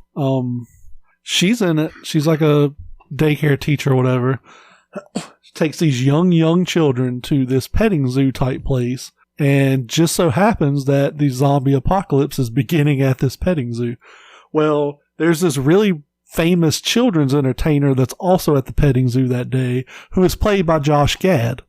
If you don't know who Josh Gad is, Josh Gad was Olaf in Frozen. So he's this children's entertainer, but as soon as he realizes, like, zombies and shit, he's like, fuck these kids, fuck these people, fuck these zombies. Like, he locks himself in like the gift shop and won't let the kids in to like protect them from the fucking zombies. Like, dude, it's the funny shit, because if you listen carefully, he sounds like Olaf because he is Olaf. So it's like basically Olaf saying fuck these kids. Like, dude, it's that movie is so fucking great though, because it's like trying to keep this like group of 30 small children, kindergarten or younger, safe, and also not let them be freaked out by all these fucking zombies running around. Oh, it's such a good movie. Like, definitely add it to your Halloween watch list. Little Monsters, the 2019 one, not the one with what's his name? The fuck is that kid's name? Fred something? You know what I'm talking about, right? There was a Little Monsters movie way back in 89 with Fred Savage and Howie Mandel. I know Fred Savage. Not that one. Watch the 2019 with Lupita Nyong'o. Fucking great. It was on Hulu, I think, at one point. I don't know if it still is, but my next movie on the list that I'm either going to watch tonight or I'll watch it tomorrow on my day off is going to be Rocky Horror Picture Show. We should do that for next week. We should do like a Halloween movie must-sees as a topic. Cool with that. That'd be cool. I'm cool with that. And listeners, send us suggestions. Yeah, send us suggestions for your Halloween must-watch movies. Yes, more. So, what is your song of the week, Dalton? So, I had a friend of mine, a very special friend of mine, send me this song earlier, and I listened to it, and I had to listen to it again, and then I listened to it one more time, and I was like, this song fucking rocks. So, it's by a band called Loveless, and the song is called Middle of the Night, and I recommend it. It's really, really good. What about you, my good sir? So my song is old band, new song. It's Red Hot Chili Peppers' new single, Eddie. Somebody shared it in the Discord and was like, how did I not know about this? I can't remember who it was, but I heard it about 4 or 5 days ago on my release radar on Spotify. And I actually sent it to you, but I don't know if you listened to it then, but like, it's really like old school Red Hot Chili Peppers. The intro sounds almost identical to the intro to By the Way. It's a really good song, a really good like background song to just whenever you're just playing video games or whatever. So definitely check out Eddie by Red Hot Chili Peppers. Word up. I did peep the beginning of it and heard that riff, and I immediately was like, what? And then it switched up, and I was like, oh, okay, they changed it. But yeah, it does absolutely sound like By the Way. I couldn't place it at first. I was like, it's a song that they did, but I cannot place it. And then finally I was like, by the way, I tried to say I'd be there. And I was like, oh yeah, that song.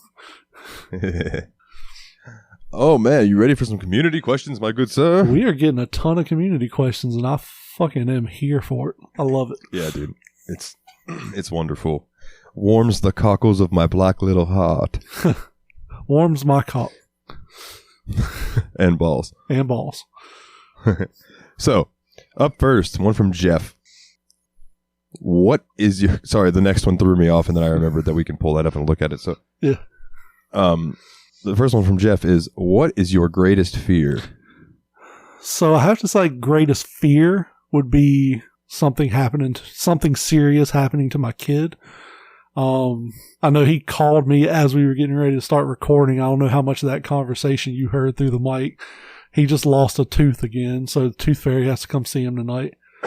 He's been questioning about Santa lately. I went and picked him up from school Monday, and he was like, Daddy, will you tell me the truth about something? And I was like, because his mom warned me, so I was like, okay, here it comes. He's like, is Santa real? And I was like, of course Santa's real. Who do you think brings you all those presents? And he's like, it's probably just you and Mommy. I was like, why would I, like, we gave you presents already. Why would we give you more presents? And he's like, well, and he starts like trying, and I was like, if Santa's not real, who ate all the milk and cookies? He's like, well, probably you. And I was like, well, somebody ate the carrots you left out for the reindeer. I don't eat carrots. Who ate those? He's like, probably Mommy. And I was like, Mommy doesn't like carrots. He was like, starts to think, like he's in the back seat, like trying to think of a rebuttal, and he can't fucking come up with anything. And, I'm just like, so we were in the mall looking at stuff, and we're in that sword shop because I fucking love it there. And so he bought a gift for his mom, and they gave him a couple of little like Ninja Star keychains that he thought was just the fucking coolest thing ever. And I asked the lady, I was like, why don't you ask her what you asked me in the car? And he was like, is Santa real? And she was like, of course Santa's real. And he just like looks over at me, and I'm like, I told you. Why would she lie to you? She doesn't even know you. So... Hey, kudos to that lady. Yeah. Because that could have went horrible. Yeah. Yeah, that could. I'm a nihilist, Lebowski. I cares in nothing. No. Yeah. No, Santa is not real. And your parents don't love you. Dude, I'm a fucking adult, and I would much rather, believe in the spirit of Christmas. Like, I will never shit on a kid's parade about that. You know what I mean? Never. I remember one time I had the fucking full beard, like it was longer than it is now. I was in Michael's one time just looking at shit. I hear there's this mom over here with a kid, and I hear them talking, but I'm not really like eavesdropping on what they're saying. Then I hear the kid being like, "Nuh-uh, that's not really Santa." And she was like, yeah, it is. He's watching you to make sure you're behaving. I like look over, and the kid's like looking around her mom at me, and I just kind of winked at the kid and looked back at what I was looking at. And I was like, I probably just made that kid's day, because like I'm just some fucking white dude with a beard, but like that kid for a split second was like, maybe that really is Santa. So Dude, and you know what? Kudos to you for that, because Yeah. like you could have just ignored that and been like, oh, they're just talking about me, whatever. But nah, dude, like, yeah, give them a little wink. Yep. That's like, I don't know why, but I get satisfaction at work when like a little kid comes up with their parents and they put their toy up there. Oh, and they're they're all standing there fucking patiently excited. waiting, and I scan it and I'm like, you want me to put it in a bag? Do you want it? You just want me to give it to you? And they're like, oh, please give it to me. So I give it back to them, and then they just like, yeah, I got my toy. And I'm always like, hell yeah, man. Glad to help. Even though all I did was scan it for you. My general rule is they have the rest of their lives to be miserable. Let them enjoy their childhood. Yeah. Like, I get Jonathan shit like I probably shouldn't. You know, I'm buying buying toys for no reason and stuff. But like, he's a fucking kid. Like, let him have a good childhood. Yeah, he's a kid, dude. Like, that's what you do with kids is you fucking keep them happy, and, you know. My nephew is way deep into Pokemon cards now. And so every time I see him, I'll usually have like a pack of Pokemon cards or something and take them to him. There's like $4 for a pack of Pokemon cards, but his face just lights up when he's like ripping through the cards. And it's like, oh, look at this one. Look what I got.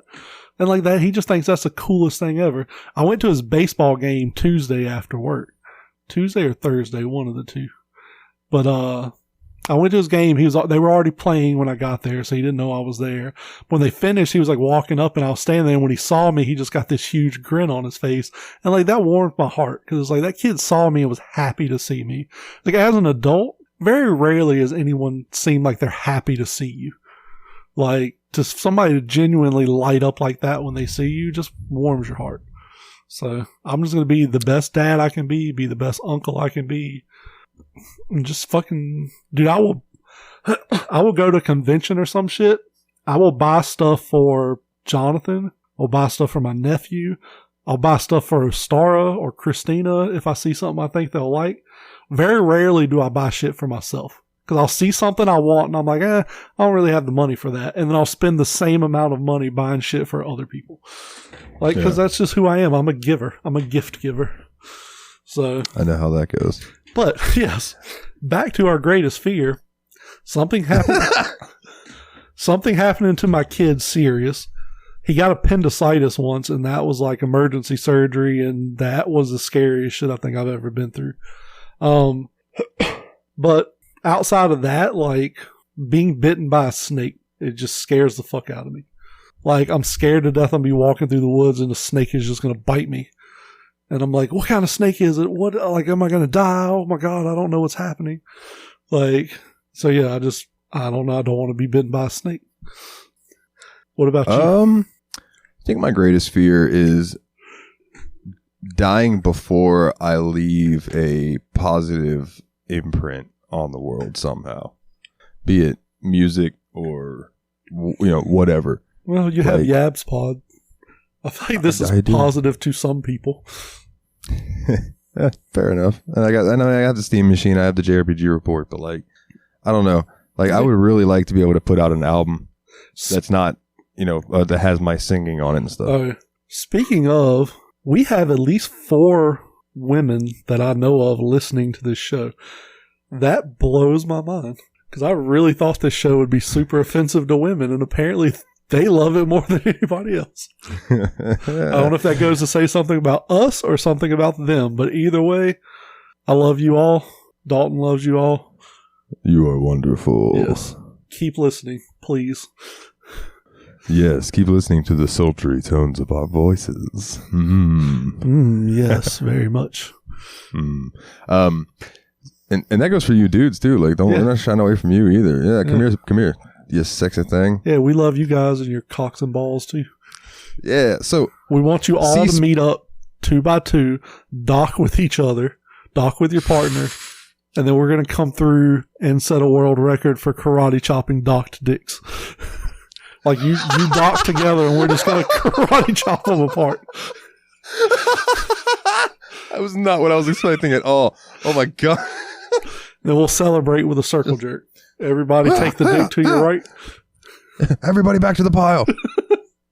Oh my God. Could you imagine seeing the absurdity of 2 dudes having their dicks docked together and some guy just coming through and karate chopping them apart in slow motion? So you see like his hand hit and like the the butt of his hand just like wrinkles up a little bit, and then the two cocks just sort of like wiggle in vibrations and break apart. Oh my God. This show is off the fucking rails. Like, it's not even that late. I'm broken inside, people. Listen, I want to point out there that, like, people want to hear drunk Dalton. Like, this is Stone Dalton. You guys think you want drunk Dalton? Yeah. God, you don't. You really don't. I was telling my friend the other day, I was like, they were like, no, I absolutely want to talk to you when you're drunk. Like, I want to see how that goes. I'm like, oh, are you sure about that? Because I can get real weird when I'm drunk. Anyway, sea spider photo. Yes. So do I need to look at this too, or is this something you can read from? No. Oh, okay. So it has a thing across the top. It says, after a rushed and violent bout of diarrhea, you are presented with the option to wipe or not to wipe. It is a picture of a commercial toilet paper holder with a giant ass spider sitting on top of the roll of toilet paper. So do you choose to wipe or do you choose to not wipe? How big a spider are we talking here? Oh, the picture's embedded. You can see it. Pretty fucking big spider. Oh, okay. Like nightmare juice kind of spider for people who are afraid of spiders. Oh my God. Yeah. This was from Fenris, by the way.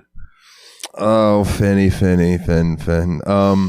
I think I would still try to get the toilet paper. I actually don't know. Well, you know what? Spiders that big usually don't fuck with you. Yeah. Like, I mean, spiders in general don't, like, if you don't fuck with them, they don't fuck with you usually. Like, spiders are not really vindictive. So, like, in that situation, I'm going to pull the toilet paper slowly, and he's probably just going to walk around, or he may fall off. He'll scuttle away somewhere, and I'm going to wipe my ass, because, like, I ain't walking around. Yeah. This is a public toilet stall. I'm not walking around smelling like shit with an itchy ass. Like, I'm on creatine, so all my shits are fucking tar shits at best right now. So, like, I got to fucking wipe.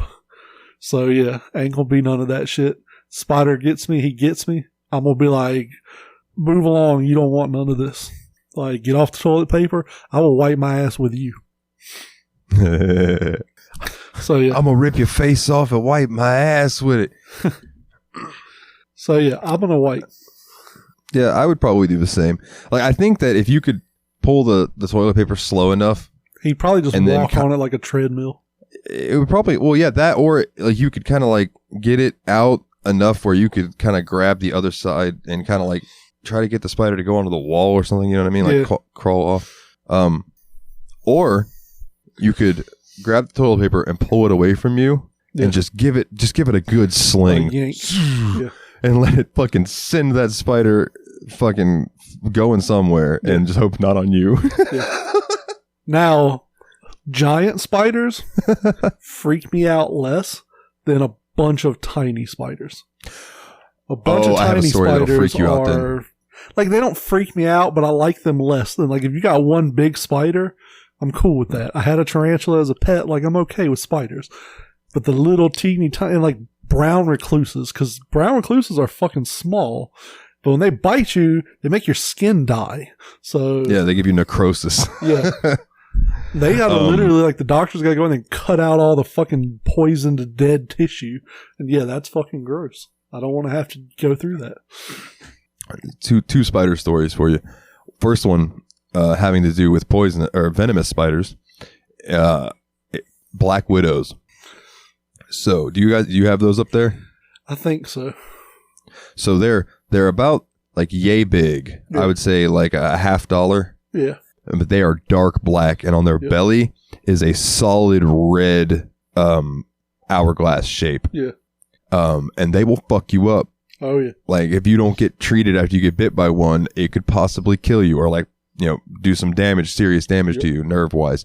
So me and Dustin are in my room one time, and it was hot in my room because we had like 2 TVs and 2 PlayStations going, so it's just like a lot of hotness in the room. Oh, yeah. And we opened my window. And when we opened it, a fucking spider dropped down, hanging by its web, and it started rotating, and we saw that fucking red, and we just shut the window back. We're like, well, gotta go get some poison. Because I don't usually fuck with spiders, but if they're venomous and near where I sleep, sorry. Yeah. Gotta go. Yeah, if you're venomous, I'm shooing you away. Like, if you're not, like, you're a wolf spider or you're, a jumping spider, house spider, or whatever, there's a fucking spider right over there. He's fucking built a web between the windowsill or the window trim and my Switch games because I never play my Switch. And like, I fucking named him Jeffrey. He just hangs out over there. He don't fuck with me. I don't fuck with him. Hopefully he gets big enough to eat those goddamn palmetto bugs that are in the house. That would be awesome.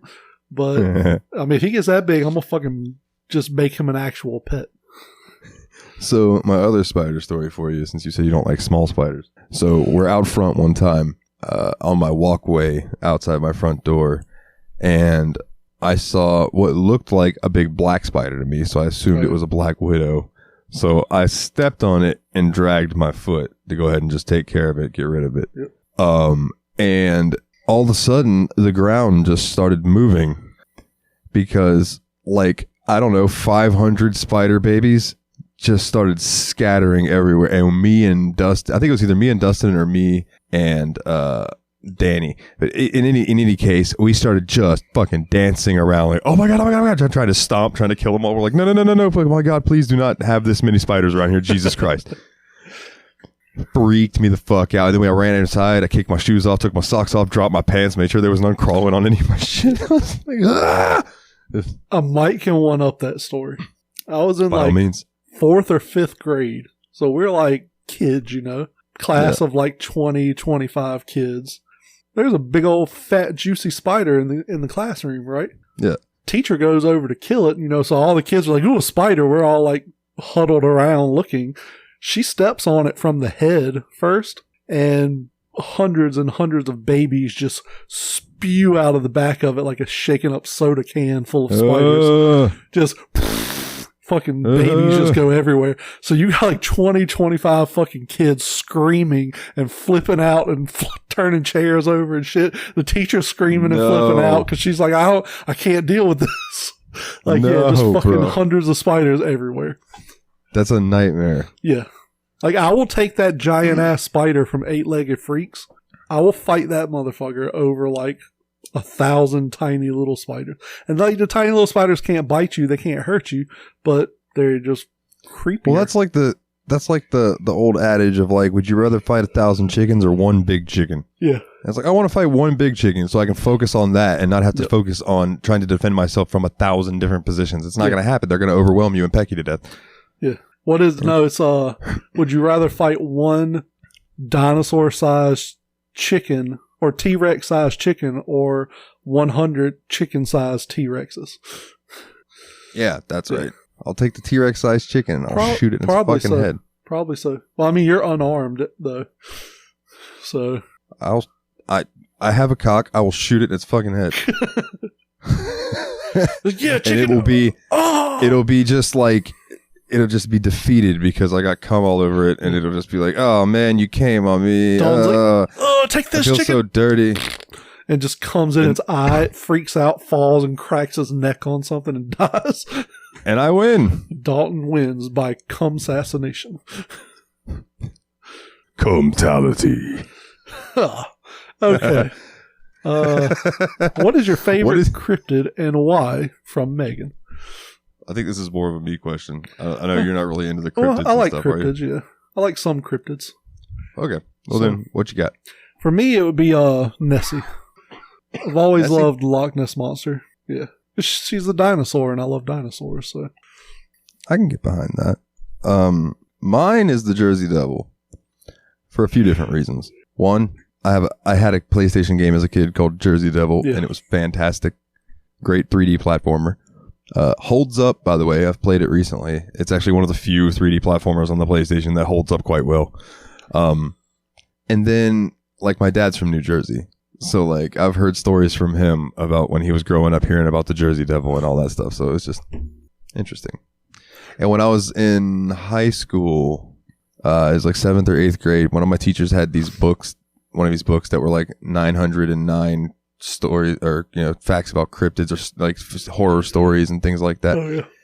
So I remember me and Dustin would go out and sit outside this classroom and read it. And one of them was about the Jersey Devil, about how you had to go to this tower on Hallows Eve and walk around it backwards 6 times while chanting something that would summon the Jersey Devil inside the tower, and he would grant you a wish. Dun, dun, dun. But I'm sure that the wish had dire consequences. Yeah, it was a monkey paw kind of wish. All right, so...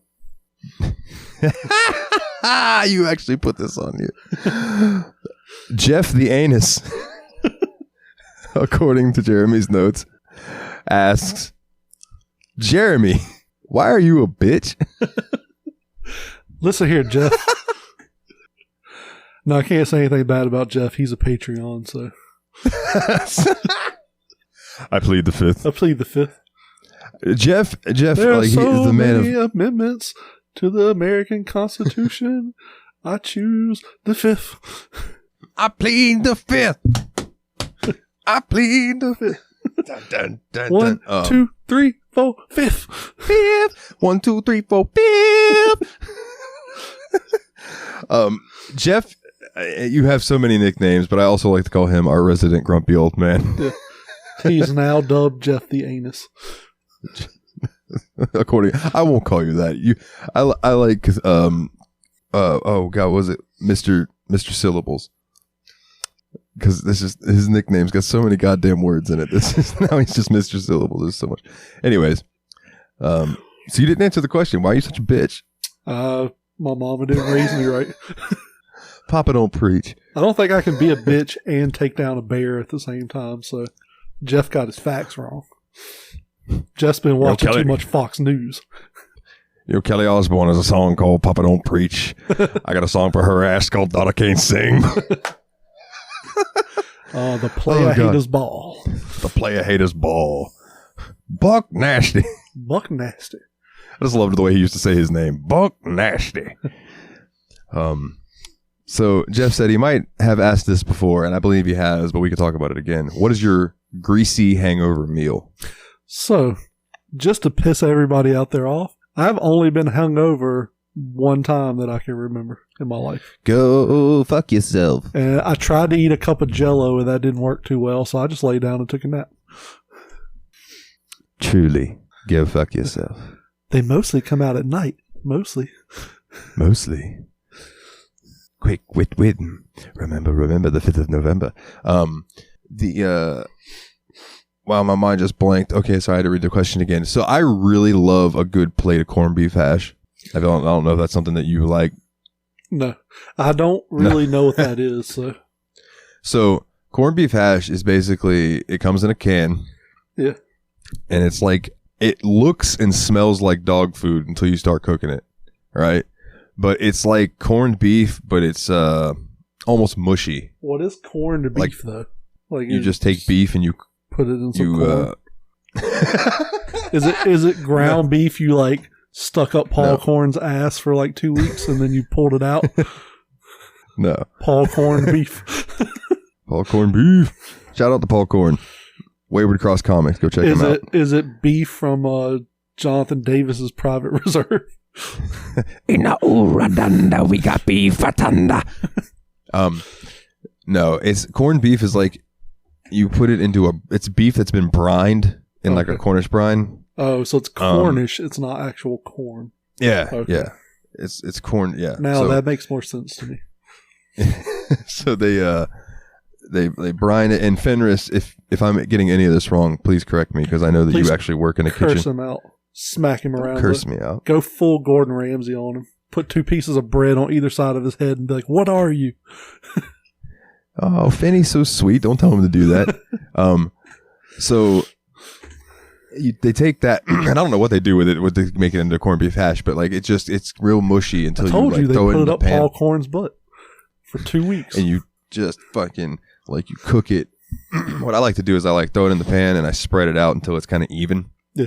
And I leave it and let it cook and cook and cook and cook and cook until it gets that nice the good crustiness, and then I flip it over and crust up the other side, and then it's just like, so it's got potatoes in it, so it's like beef and potatoes, and it's just if you want it to be really crusty, good. I can put it up my ass for 2 weeks. It'll come out pretty crusty.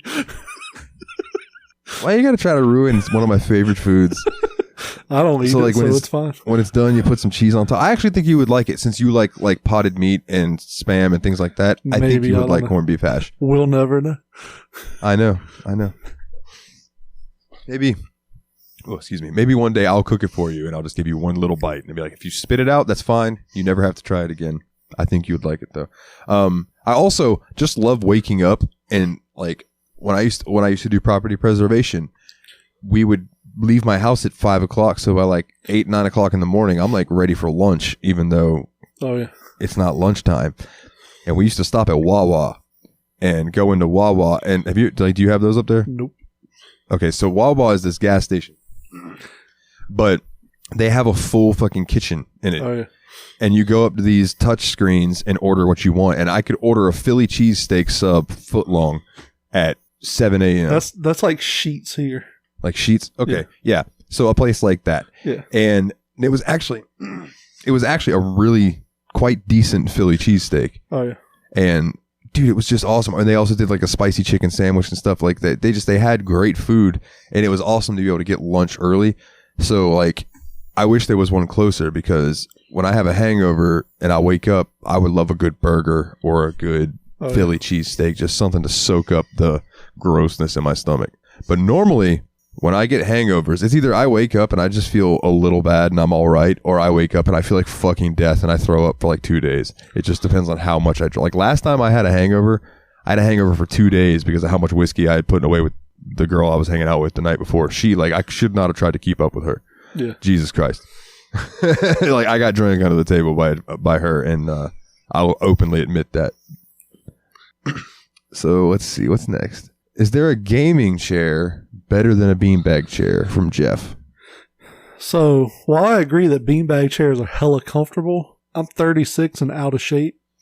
I can't be doing beanbag chairs anymore. Like just have to fucking live there. Like, so yeah, I'm gonna say just a regular gaming chair. But beanbag chairs are super fucking comfortable. Yeah. I like my computer chair that I have now that I'm sitting in, but like I used to have a beanbag back in the day, and it's around here somewhere, but it was called corduroys. Oh yeah. And it would open up into a bed. Yeah. Yeah. That thing was comfy as fuck. Not to lay on as a bed, but as a beanbag. I have a fun story about a time I almost killed a baby with a beanbag chair. If that's something that interests anyone to hear.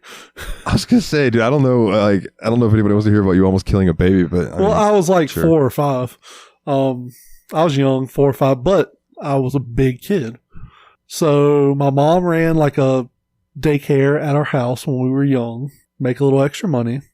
And she said she had this one kid that was like 1, and said he was just this particular day just crying and screaming and just would not calm down.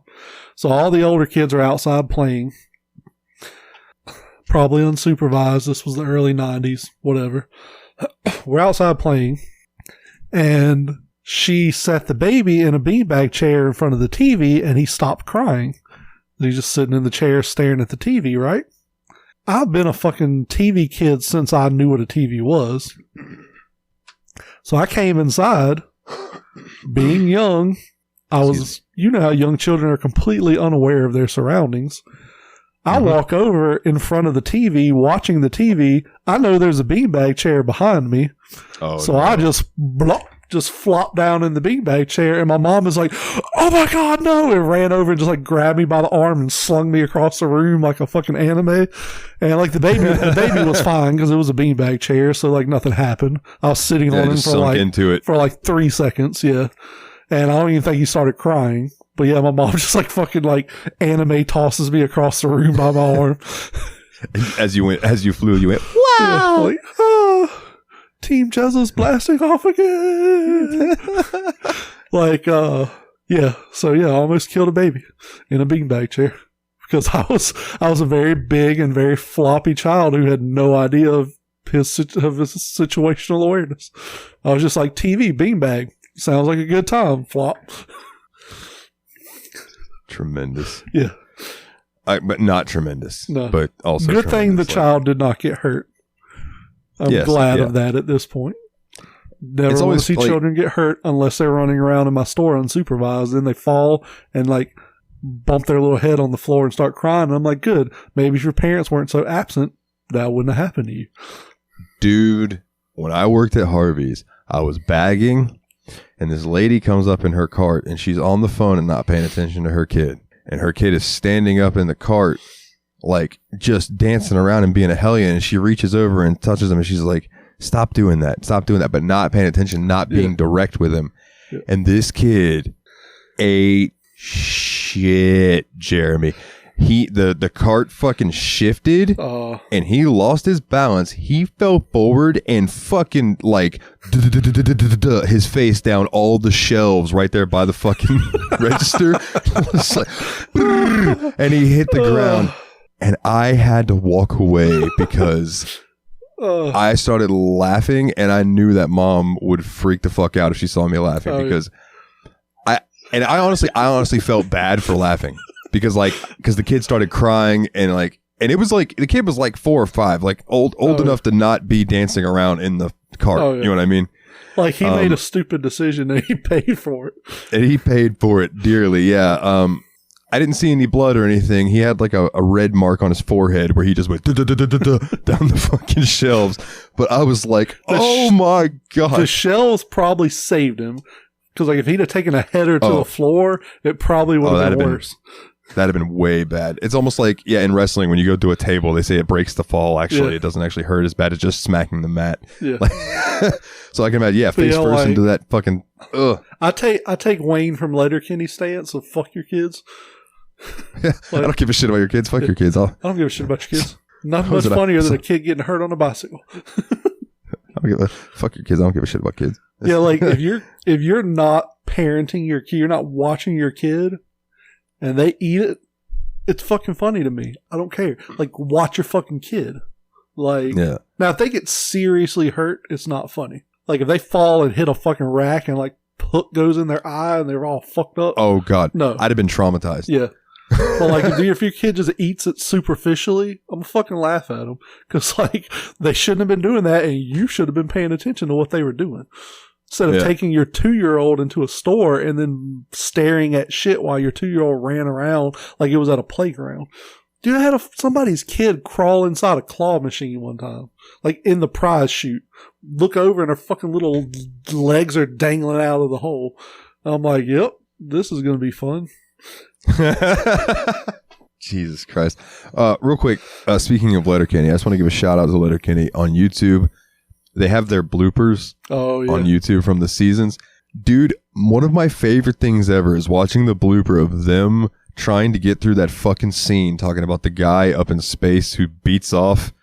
Oh yeah. You know, when you never thought that when you were in space cadet camp and then in NASA learning how to go up into space that one day you'd be floating around in space trying to catch another man's load, just floating around there, just like it seemed like it took them like 50 takes to get through that without laughing. Like the funniest fucking shit. Like Wayne just cannot keep it together.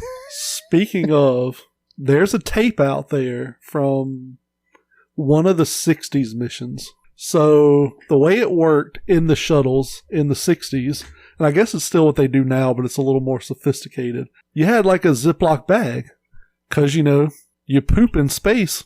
It just floats away. Doesn't fall to the ground. So they had to poop in like these Ziploc bags, wipe and put the paper in there and like seal it shut. Well, they're doing like a correspondence with Houston, and the guy's talking. He's just like, "What? Who did it? There's a turd floating around in here." And like somebody shit didn't seal the bag. The turd just floated out while they're doing this like boring NASA talk. He's just like starts commentating about this turd just floating around in the shuttle, and like. So there's a turd floating in there. There's a turd floating in here. I would have gotten fired that day because I would have fucking lost it. I'd have been like, "Are you shitting me?" well, shit. Can you catch it? Shit. So, yeah. That thing's got to be at least 3 Keurigs. Yeah. Oh, who did that? One of those Russians. Their meaty potato-based turd. Okay, so this next dude, I told Ostara, this is a loaded fucking question. Yeah. This is a loaded question. At this moment in your life, who is your most favorite person who is not a family member? Yeah. There are so many amendments to the Constitution. No, I gave her shit in the Discord because like she just wants me to hear me say her name. That's all it is. So I have 3 people I'll name. Well, 4 people. 4 people. Ostara, one of my closest friends. Christina. Christina is one of my closest friends and confidants. We talk about anything that's on our minds without judgment. My buddy Bill, he works in the store with me, and I see him 4 to 6 days a week. Like, you know, we've been friends for a decade now, probably. And Dalton. Hey! Dalton's my brother from another mother. We talk a lot. I feel like I can trust Dalton to tell him shit. He feels like he can trust me to tell me shit without it leaving. So that would be my answers at the moment. Oh, and my buddy Austin. He's one of my best friends, even though we've never met in person. He actually sold me a comic book. Shit, a decade ago, probably, maybe more. And we've been friends ever since. And he's another one, like, I can confide in him, and he won't tell anybody. He confides in me, I don't tell anybody. So, yeah, that'd be my 5 people. My 5 closest people. All right, let's see. At the moment in your life, who is the most favorite person who is not a family member? I'll name a few, too. So I will say, Megan, it's hard to narrow down just one, because if you narrowed it down to just one, I feel like you're going to make other important people in your life feel bad. And it's like, so I have a lot of people in my life who are very important to me for different reasons. And I don't say any are more or less important than anyone else, but for different reasons. Yeah, I can agree with that. So I'd say Megan. Megan is absolutely fucking wonderful. Wouldn't trade her for the world. Yeah, you know, Megan. Yeah. Megan Foxy. Then Courtney. Courtney's been there for me for years. She's great. Oh, yeah. I'll chuck you in there for the same reasons that you said, and I know that if I pooped in a shuttle, you wouldn't rat me out. No, I think somebody's shit in this shuttle. But who was it? You and Dalton are the only ones in there. A dog came in. We left a window open and a dog came in. So it was a space dog. It was the damnedest thing. The damnedest thing. He came in, he shit all over the place, and then he left. They're like, the windows don't open on the space shuttle. I was like, well, we fucking opened one. Dalton ripped a juicy fart, and I had to get some fresh air. Then we remember there is no air, and we had to put our spacesuits on. You would open the window and it would just suck us out like a vacuum. Like, I opened the window, but then it sucked me ass first and I got stuck. But it felt kind of good. I came a little bit and I was floating around too. So I'm also going to throw in Nate and Willie, because those guys are my bros. You know, they stepped up when I really needed people, like for the steam machine, and then they fit the mold so well they never left, and I wouldn't have it any other way. Because I love Steam Machine, but that's not the kind of podcast I could consistently do, because I suck at keeping a schedule like that. Like, how many times have I made these show notes an hour before we started recording? Like, I'm bad at keeping a schedule of shit. Say, maybe every time except when I randomly send you something, I know you go ahead and add it so you don't forget. But like the community questions and stuff, I know those don't go into the last minute, so that way we can get them all. I've actually this week I actually put them in, not as they were put out, but like maybe once a day I'd go and get all the ones from that day and put them in. Because I was damned if I was going to forget a question this week and let Nate be right. So all the questions are in. Tremendous. Tremendous. So yeah, those are, I believe that would equal 5 for me too. Megan, Courtney, you, Nate, and Willie. Yep. All right. So there you go. I only love my bed and my mama. I'm sorry. And I gotta say, Ostara, hey girl, how you doing? Hey girl, hey. I'll say that's Puerto Rican, not Valley Girl. Yeah, I don't know why I did that. How you doing? Because That's Did I tell you the story about the girl that I grew up with who was like a redneck chick and then she moved to Miami? No. And then like I saw her like 5 years later and she come up to me and she's like, "Hey Poppy, how you been?" I was like, whoa. Cultural appropriation much? I was like, you used to talk like, "Hey, howdy, how you doing?" And I was like, whoa, that's crazy. I was like, well, hey, yeah, whatever. Whatever floats your boat. Speaking of, did I ever tell the story of the little girl who lived across the street from my ex-girlfriend Chelsea's parents when they lived in this area? Her mom was from Australia and her dad was like straight up country. And she had the most adorable mix of Australian and hillbilly accents. I told her parents, I was like, if you ever want to get rid of her for whatever reason, I'll take her. I will take her in and raise her as my own because she is fucking amazing. And I'm sure they immediately alerted the FBI. Probably. But they were like, "What was your name again? What's your last name and your birth date?" We just got phone calls to me. No, like we told like everybody loved that little girl. They were like, "Oh my God, she has the most amazing accent in the world." Like I said, it was literally hillbilly and Australian. Like not a mixture, not like you put them in a bowl and mix them up. It was like you just sprinkle a little hillbilly in there, sprinkle a little Australian in there. So like certain words she said with an Australian accent and certain words she said with a Southern accent, like real Southern accent. And it was the fucking, I wish I could mimic it, but I can't. It was just the most amazing thing I've ever heard. I can equate that to, and I sent this to Nate and Willie so they can back me up in the chat, but there's this dude on YouTube who does some cooking. His name's Gennaro. Yeah. Right. And I don't remember his last name, but if you looked up Gennaro and then whatever Italian name comes up, it's probably him. He has an Italian accent and at the same time he has a British accent. So like he'll be talking and it's just a real thick Italian accent and then he will just say like water or something like that. Yeah. And he'll just like, so I can tell that like he's grown up around Italian and English over there. It was just funny to me that like, every now and then it's like super British and then back to Italian. It's just cracks me up every time. So speaking of, I saw a video that said if you replace T's with D's, it makes an Indian accent. Like titties? Yeah, it'd be diddies. Oh, diddies. Yes. I just hit the fuck out of my microphone with my headset, but like, oh, welcome to the Quickie Mart. Dude, that's so racist. What the fuck? So racist. But like, it works. I'm so sorry. It does work though. Oh my God. I'm sorry to all the Indian and Pakistani people, but it have you ever been to Texas? It does kind of work. I blame fucking South Park for my obsession with accents. like all of their just ridiculously over exaggerated accents. They've always didn't the Simpsons replace Apu's voice actor with an Indian person, or did they just take Apu out of the show? I think they just wrote Apu off, but I could be wrong. I feel like they just wrote him off, but I don't know. I don't know. That's sad. He was such an iconic character. Oh yeah, but you know, the world changes. He's from a forgotten time.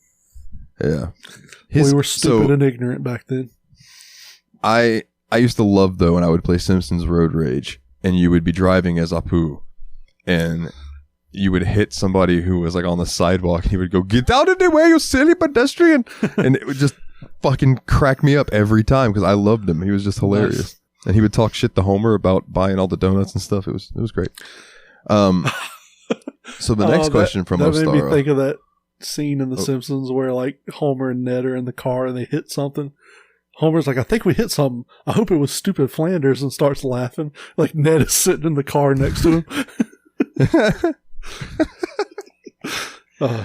Timeless. So this next question from Ostara. What is your most favorite body part on a woman? Something you absolutely love and drives you crazy? So, of course, I want to say ass and titties, because those are two of the greatest things on the planet.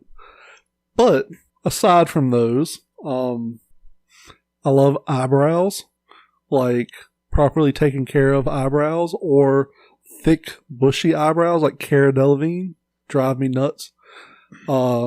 Lips, I really love lips.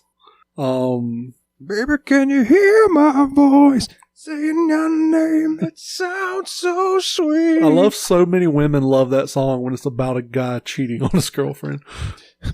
Coming from the lips of an angel. See, I'm trying to come in the lips of an angel. Oh, what else? So the lips and eyebrows are big. Eyes, like really pretty eyes. And style, like what they're wearing, stuff, how they do their makeup. That is not a body part, sir. It's on their fucking body. It's not their body. It's not a body part. Doesn't matter. It's on their body. Doesn't look as good on the bed. Looks pretty good on my floor, but I'm not one to judge. I'm weird as fuck, and everybody listening already knows that. But I'm gonna have to talk about it again. Apparently, yeah, like curves, I guess. You know, cutting a nice silhouette. But yeah, I guess my two main ones would be like lips and eyebrows. So, What about you? When they got a big old fat dick? I mean, I wouldn't like necessarily kill it, but so I have a couple different ones, but I'd say the first thing that I always look at first is their eyes. Yeah. Like I love pretty eyes.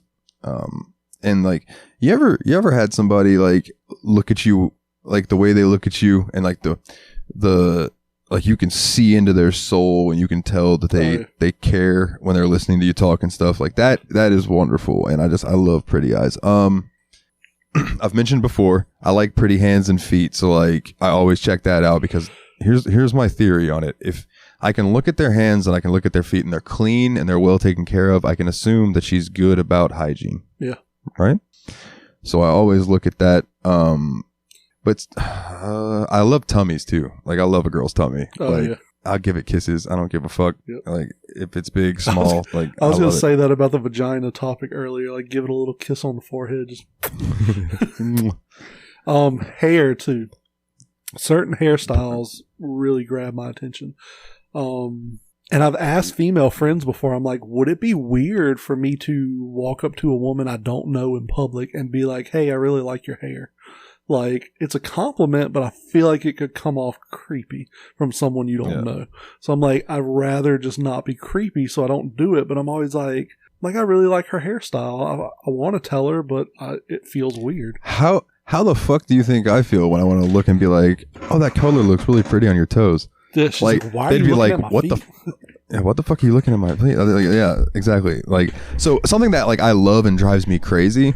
Again, is weird, and I know people are gonna like be like, "Oh, what the fuck," or they're gonna be like, "Oh, fuck," just depending on who you are. But like when a girl's got like a nice arch to her foot, for obvious reasons I'm not gonna get into, but when I see that, I'm like, "Oh, goddamn!" Dalton wants to rub his dick on the arch of your foot. Yeah, absolutely, goddamn right. See, I'm not gonna shame away from that. I'm not a foot fetish guy, but I don't kink shame, so yeah. And that's why I don't care about bringing it up on this Dalton's show. Dalton's going to rub his dick on the bottom of your foot while I'm licking your butthole. So, I mean, you're getting something out of this, ladies. I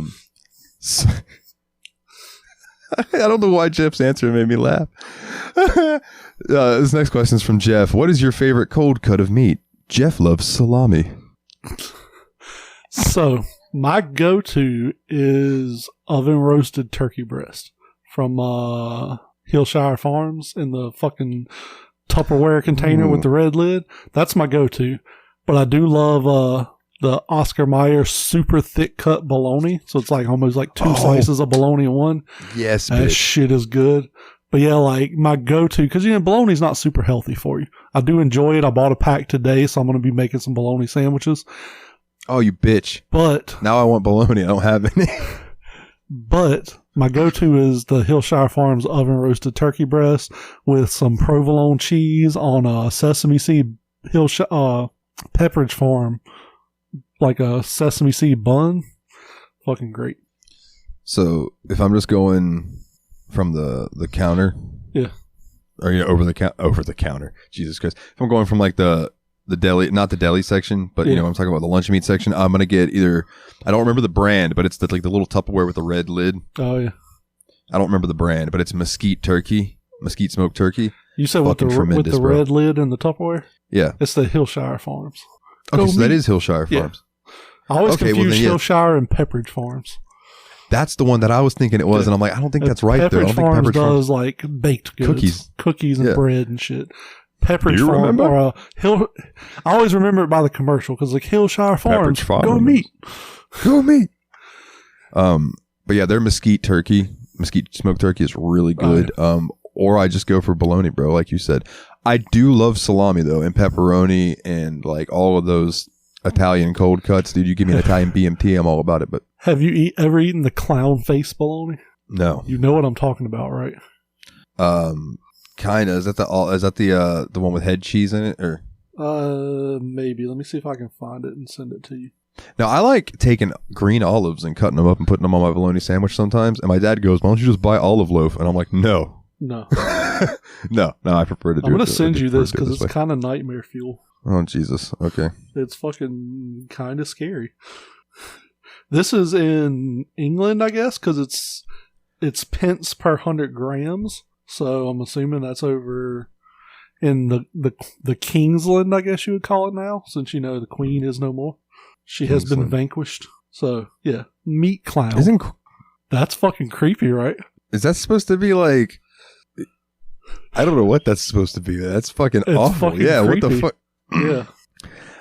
I want to know why there's so many different colors going on it. I don't know. Ugh. It is going in out of context though. Yeah, Right please. Just meat clown. There was I a love that. meme. I want to see if I can find it. I love that everyone was super happy about the new Pets channel, and Oh, Adam yeah. was the one who was like, "You did this because we were fucking up out of context, didn't you?" And I went, "Yep." I love pets though. That's why I was like, I'm gonna make a whole channel for this because I I love to see almost animals. messaged you earlier or like posted in Discord and I was like, why don't we have a pets chat? Because I got a pets channel put in our other Discord group. I was like, why don't we have a pets channel here? Because I knew you would immediately make one and probably name it like Jez's Pet Corner or some shit. So No, I think it's just pets and critters. So it's Meat Clown. It's that picture I sent you of Meat Clown. This chick posted on Reddit. She's like, I showed this picture to my boyfriend and asked jokingly if he would ever think to cut a hole in its mouth and fuck the baloney clown. And he told me he already fucks a baloney clown while petting my back.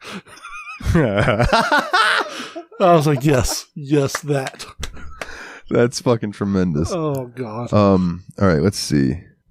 That's the kind of What's boyfriend I am, just if anybody's curious. I come up with them quips and one-liners fucking quick. It's called a quip, not a slope. Shallow Hal reference. Oh god, that's such a good movie. Yeah.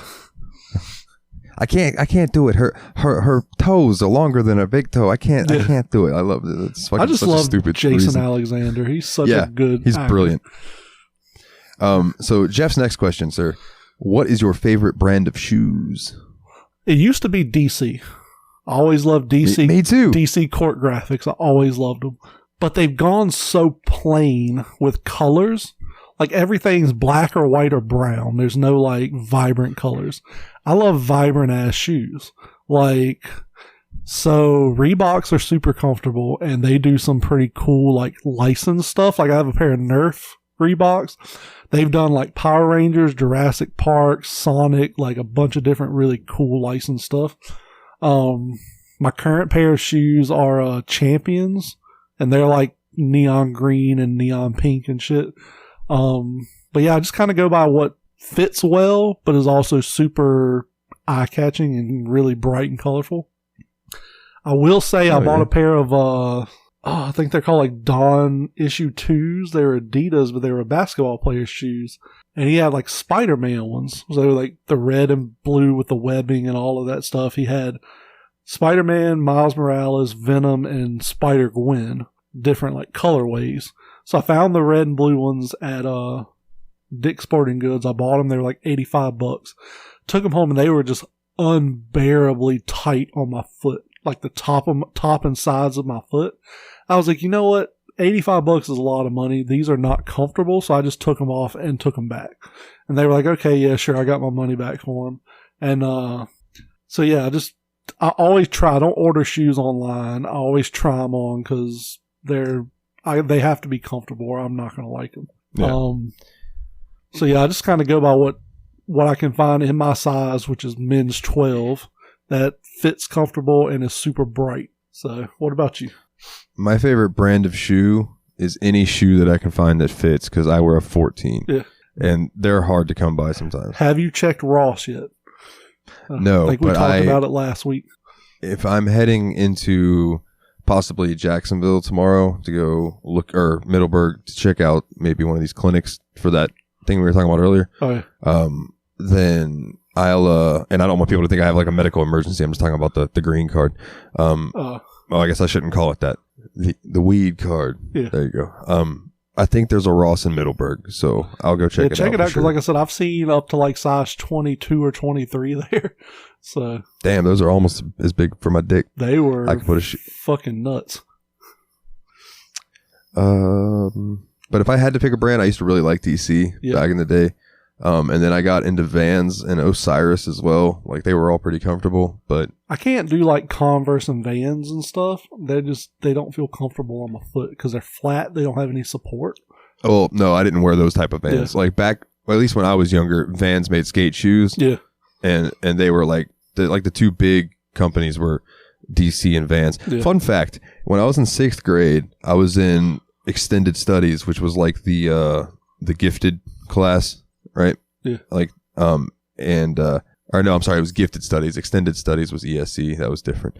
But yeah, gifted studies. So one of the things we got tasked with was we were each given a fake amount of money and we had to invest it in the stock market. Yeah. I remember doing that in like economics class. Yeah. So I talked my group into investing all of our money into Vans. Yeah. And my teacher's like, that's not a smart idea to drop all your money into one thing. And I was like, we're putting it all into Vans.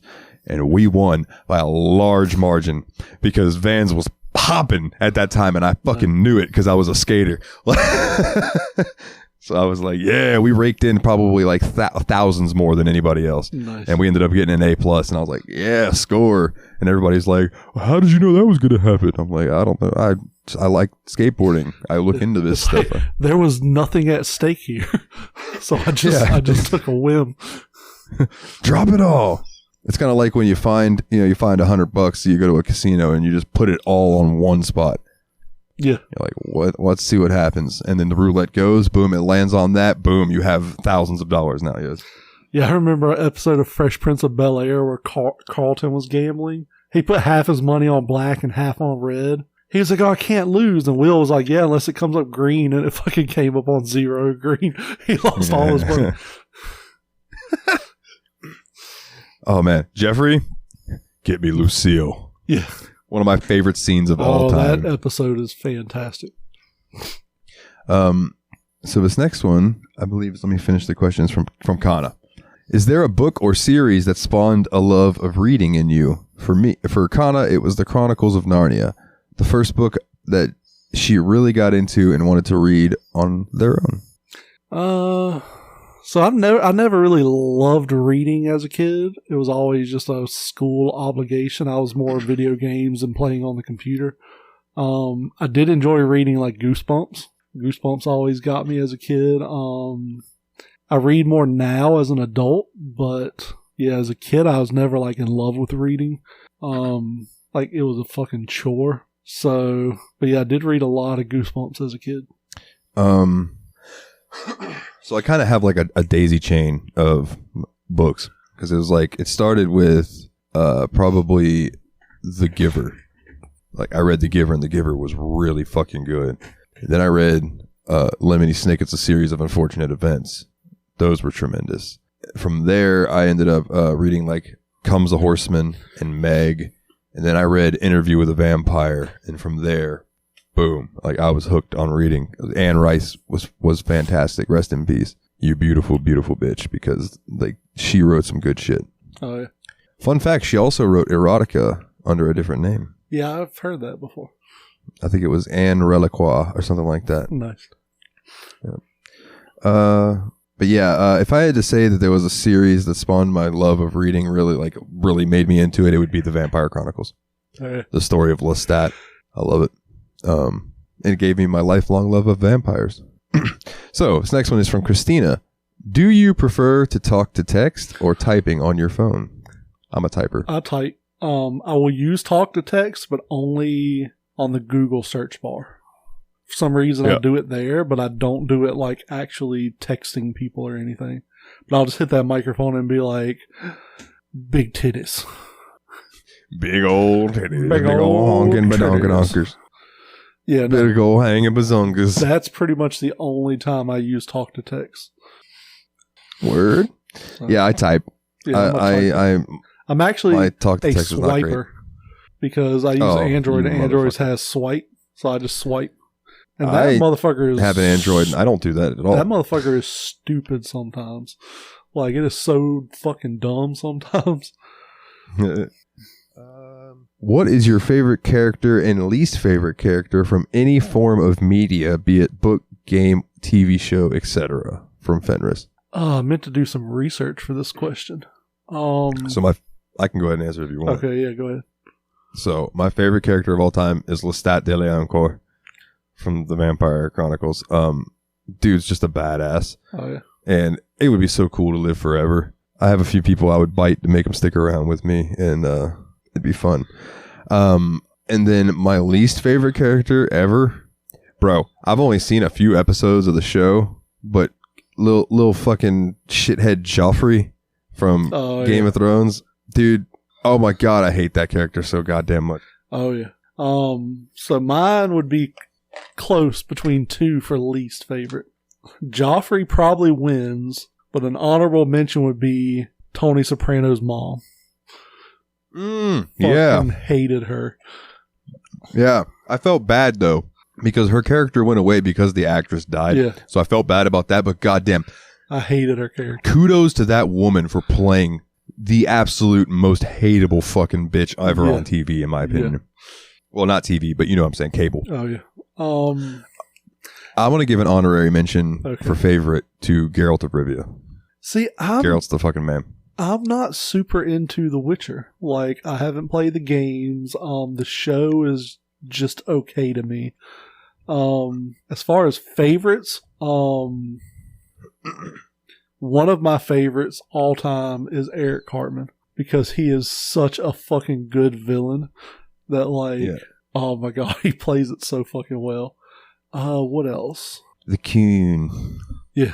Oh man. I have an honorable mention for favorite and least favorite. Good old Hank and Peggy Hill. Because I love Hank Hill, but I fucking despise Peggy Hill. We've had that conversation Yes, before. we Yeah, have. that Peggy is super annoying and so full of herself. Yes. She does have some moments though where she redeems herself every now and then. Yeah, every now and Like, then. She's got a good heart. She just doesn't know how to. I don't know. And anybody else?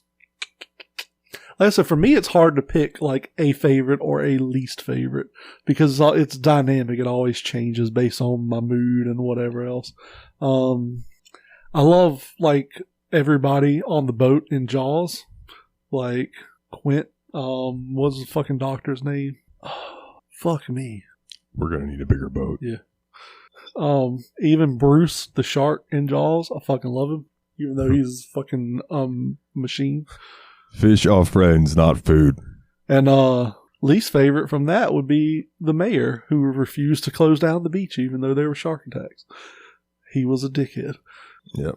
Trying to think of any video game characters. Fucking loved that's who Saori Chan from Judgment. Like, I want to marry her and have her babies. Dude, she's fucking great. She's nerdy, like smart, nerdy lawyer. She dresses down. She kind of has like an emo haircut. Has a nice figure with big boobs because, you know, Japanese like animation. She's fucking smart mouth. She reminds me of Darlene from Roseanne, but a Japanese version. And that is just so fucking hot to me. I had the hots for Darlene as a kid. Like, she was the perfect woman to me. See, as a kid, I had the hots for Lara Croft, so she'd probably be another honorable mention for me. Yeah. I had the hots for Laura Prepon, but I was not a kid at the time. I still have the hots for her. She's still gorgeous. So, Jeff wanted to know, If you could change your name to anything, what would you change it to? It wouldn't be Jeff, but no. I used to want to change my name. When I was a kid, I played football and I wanted to be a professional football player, but I felt like my name wasn't weird enough to be a famous football, because like famous football players always had like iconic names. Ocho Cinco. Yeah, like I don't know, it just didn't. My name didn't seem fantastical enough. I don't know what I would want to change it to though. I don't know, something that stands out. What about you? Do you have a name you would change to? Master Bader. Master, and then my middle name is Bader. my last name is Of Puppets. Master Bader of Puppets. Master Bader of Puppets. I'm pulling my own strings, tweaking my balls and stretching them things. I don't know. I can't think of a name I would change to. I've had this one for a while. I'm kind of set with it. Yeah. I don't know. I get called Devin a lot instead of Dalton, so maybe I can switch to that. But I don't know. Then everybody I kind of would like call Dalton you more. Dalton instead of Devin. I know. What the fuck? I don't know. People who have seen me in the Discord, tell me what I look like my name should be. Yeah. How about that? know. Yeah. Tell us what you think our name should be based solely on what we look like. Like if you didn't know our names, you just knew what we look like and how we portray ourselves, what would our names be? And don't worry, you can call me Master. It's okay. Yeah. I'm going to be King Dingling. King Dang Lang. King Dang Lang. King Dangling. King Dang Lang. So did y'all have that song when you were growing up in Florida? I want you My to play dingling. with my dangling. Oh, yeah, dude. My dangling. It's got two Absolutely. bells tied on a string. She said it was my ding-a-ling-a-ling. So, what is your favorite salad dressing? That comes from Jeff. I don't eat salad, so none. Italian. I love Italian dressing, especially when it's house made. I don't mind ranch, or as they call it everywhere else but here, American dressing. Yeah. It's not bad. I like green goddess dressing. Can be real good if it's made right. Ginger dressing is real good if it's made right. Did I tell you the Doritos? I like a vinaigrette. Did I tell you the Dorito story from Ireland? The Doritos in a bag. No, they had Doritos at the grocery store. So what we have here is Doritos Cool Ranch. Well, as you just said, ranch is not a thing in other countries. So the bag, instead of being dark blue, was a little bit lighter blue, and it was Doritos Cool Original. Oh, interesting. I was like, I looked at Michelle and I was like, do you think they're the same thing? And she was like, I don't know, probably. And I was like, fuck it, I'm going to try. And I bought them. They were Cool Ranch Doritos, but they're not Cool Ranch over there. They're Cool Original. So I love a good Cool now Ranch. I'm curious. Any British people who are listening, are they Cool Original in the UK? And Adam, what are they called in Australia? Yes. What is the blue bag of Doritos called in Australia?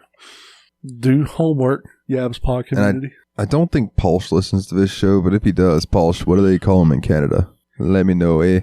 I feel like Thank they you, might just be Cool Ranch in Canada, because Canada's kind of like America Light. I was about to say America Light. Yeah. Like we're the full flavor, and they're the light version. They're the zero sugar America. So the best advice your parents ever gave you, from Jeff. One thing I can say, my mom's always told me that I've never listened to, but it's always been right. If your mama don't like her, she's not a good person. My mom likes everyone, and I've had a couple of girlfriends that she genuinely did not like. They both turned out to not be good. Same here, buddy. Listen to mama. Always listen to mama. So mine is less advice and more just an observation over the years. And I've brought this up before, but I'm going to bring it up again because I always feel it needs to be said. I've never seen my parents argue. I've never seen them fight. They have always worked together to find a solution to whatever it was that they needed to do, you know? Yeah. And I've never seen anything but genuine love between those two people. And that's why I know it can be done. So I don't argue. Yeah. I don't fight. When I'm in relationships, I'm like, we'll either talk about this when cooler heads prevail, or let's just sit down and chat and talk about it, but I don't want to argue with you. And I should have known that Savannah was not going to be the one for me when me and her would fucking argue. Oh, yeah. I don't like arguing, dude. I really don't. It gives me anxiety. I really don't. I clam up and just get quiet. I don't like arguing. I don't like raising my voice if I don't have to. I would much rather say, look, what you're doing is bothering me. Is there any way we can figure out how to work around this and have a level-headed conversation about it? But a lot of times people get offended when you say stuff like that to them. And because I've done it, I've gotten offended when somebody's like, you're doing something that's bothering me. And I'm like, no, I'm not. And then it's like, you have to stop and think. Like I told my ex-wife once when we were talking, I was like, she was saying I was doing something to her. And I was like, I don't think I'm doing that, but it doesn't matter what I think because obviously it's bothering you. So I need your help to help me stop doing this so that it's not a problem for you. Like whether I see it as a problem or not, you see it as a problem. So it's something that has to be addressed and taken care of. So like, I don't know, it's hard to explain, I guess, but like, yeah, I'd much rather sit down and discuss it and come to a amicable compromise or something to try to fix a problem than just either don't say anything and let it build up until you explode about it or just get in an argument about it, Because a lot of people I've noticed will do that. They won't say something about something that's bothering them because they're like, oh, it's just a little thing. Well, brick by brick, it builds up to a lot and then it all tumbles over at once and it's a big problem. So talk about the shit while it's small and take care of it. Don't let it get big to where you can't handle it. As they say, nip it in the bud. Yep. Don't let it bloom. Yep. One advice that my dad gave me that I have realized to be true over the years, and no offense to any ladies, because this goes for guys too. Every woman is crazy. You just got to figure out what level of crazy you're willing to deal with. Yeah. And I have changed that over the years too. Everyone is crazy. Yeah. You just have to figure out what level of crazy you're willing to deal with. Yep. And like, if like for comparison, waking up to getting like texts and stuff that are just not gonna make anybody happy type text, that sucks, right? But like, you get the type of person who like sends you like a good morning and like hope you have a good day and shit like that. Like hold on to them because like not everybody does that and it's appreciated. I think we talked about this last week too, where it's like you compliment somebody like that might make their whole fucking day or week. You never know. So be kind. That's the advice I'm going to give to you because I know you all call me daddy behind doors. Yeah. Oh, zing. Listen to your daddies. So the next question from Jeff: what are the names that you've given your dick? So I haven't named my dick. Bullshit. I can name one name that you have told me, and it was a joke, but it counts. What? I fucking sent you Angus McFife by Glory Hammer. Oh yeah. And you were like, Glory Hammer is what I call my dick. Yeah, so. True. The Glory Hammer and little fella. You hear that, little fella? She wants to kiss you. I've never given a name to my dick, but if my dick were able to talk to me and I asked it what its name would be, he'd probably think it was Wow.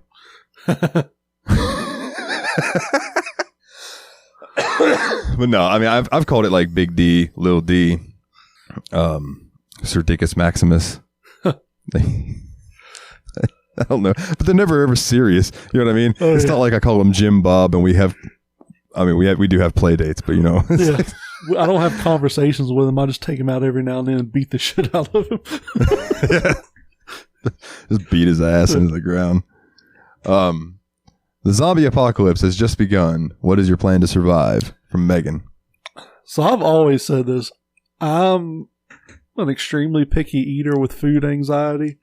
I'm not going to make it very long. So I'm literally going to just have fun killing and robbing, and I'm going to go to the fucking Lamborghini dealership, steal a Lamborghini and drive it around till I crash it or it runs out of gas. I'm going to murder every zombie I can get my hands on. I'm going to fuck whoever will consensually fuck me. No rape. Got to be consensual. But if she says, hey, zombie apocalypse, put your dick in my ass, I'm going to be like, fuck yeah, baby, let's go. Bro, you saying that for some reason reminded me. I sold the other day, where I, this didn't really happen. This is all a figment in case they ever listen to this and I don't want to get in trouble for it. So I sold a lady who had to have been 85 to 90 years old. She came up to me and she said, sir, where can I find the KY jelly? So I took her all the way back to the back of the store where apparently we sell sex toys and KY jelly. I realized this one day when I was blocking and I saw this box that said Fluttering Arouser and I was like, hey, that was my nickname in high school.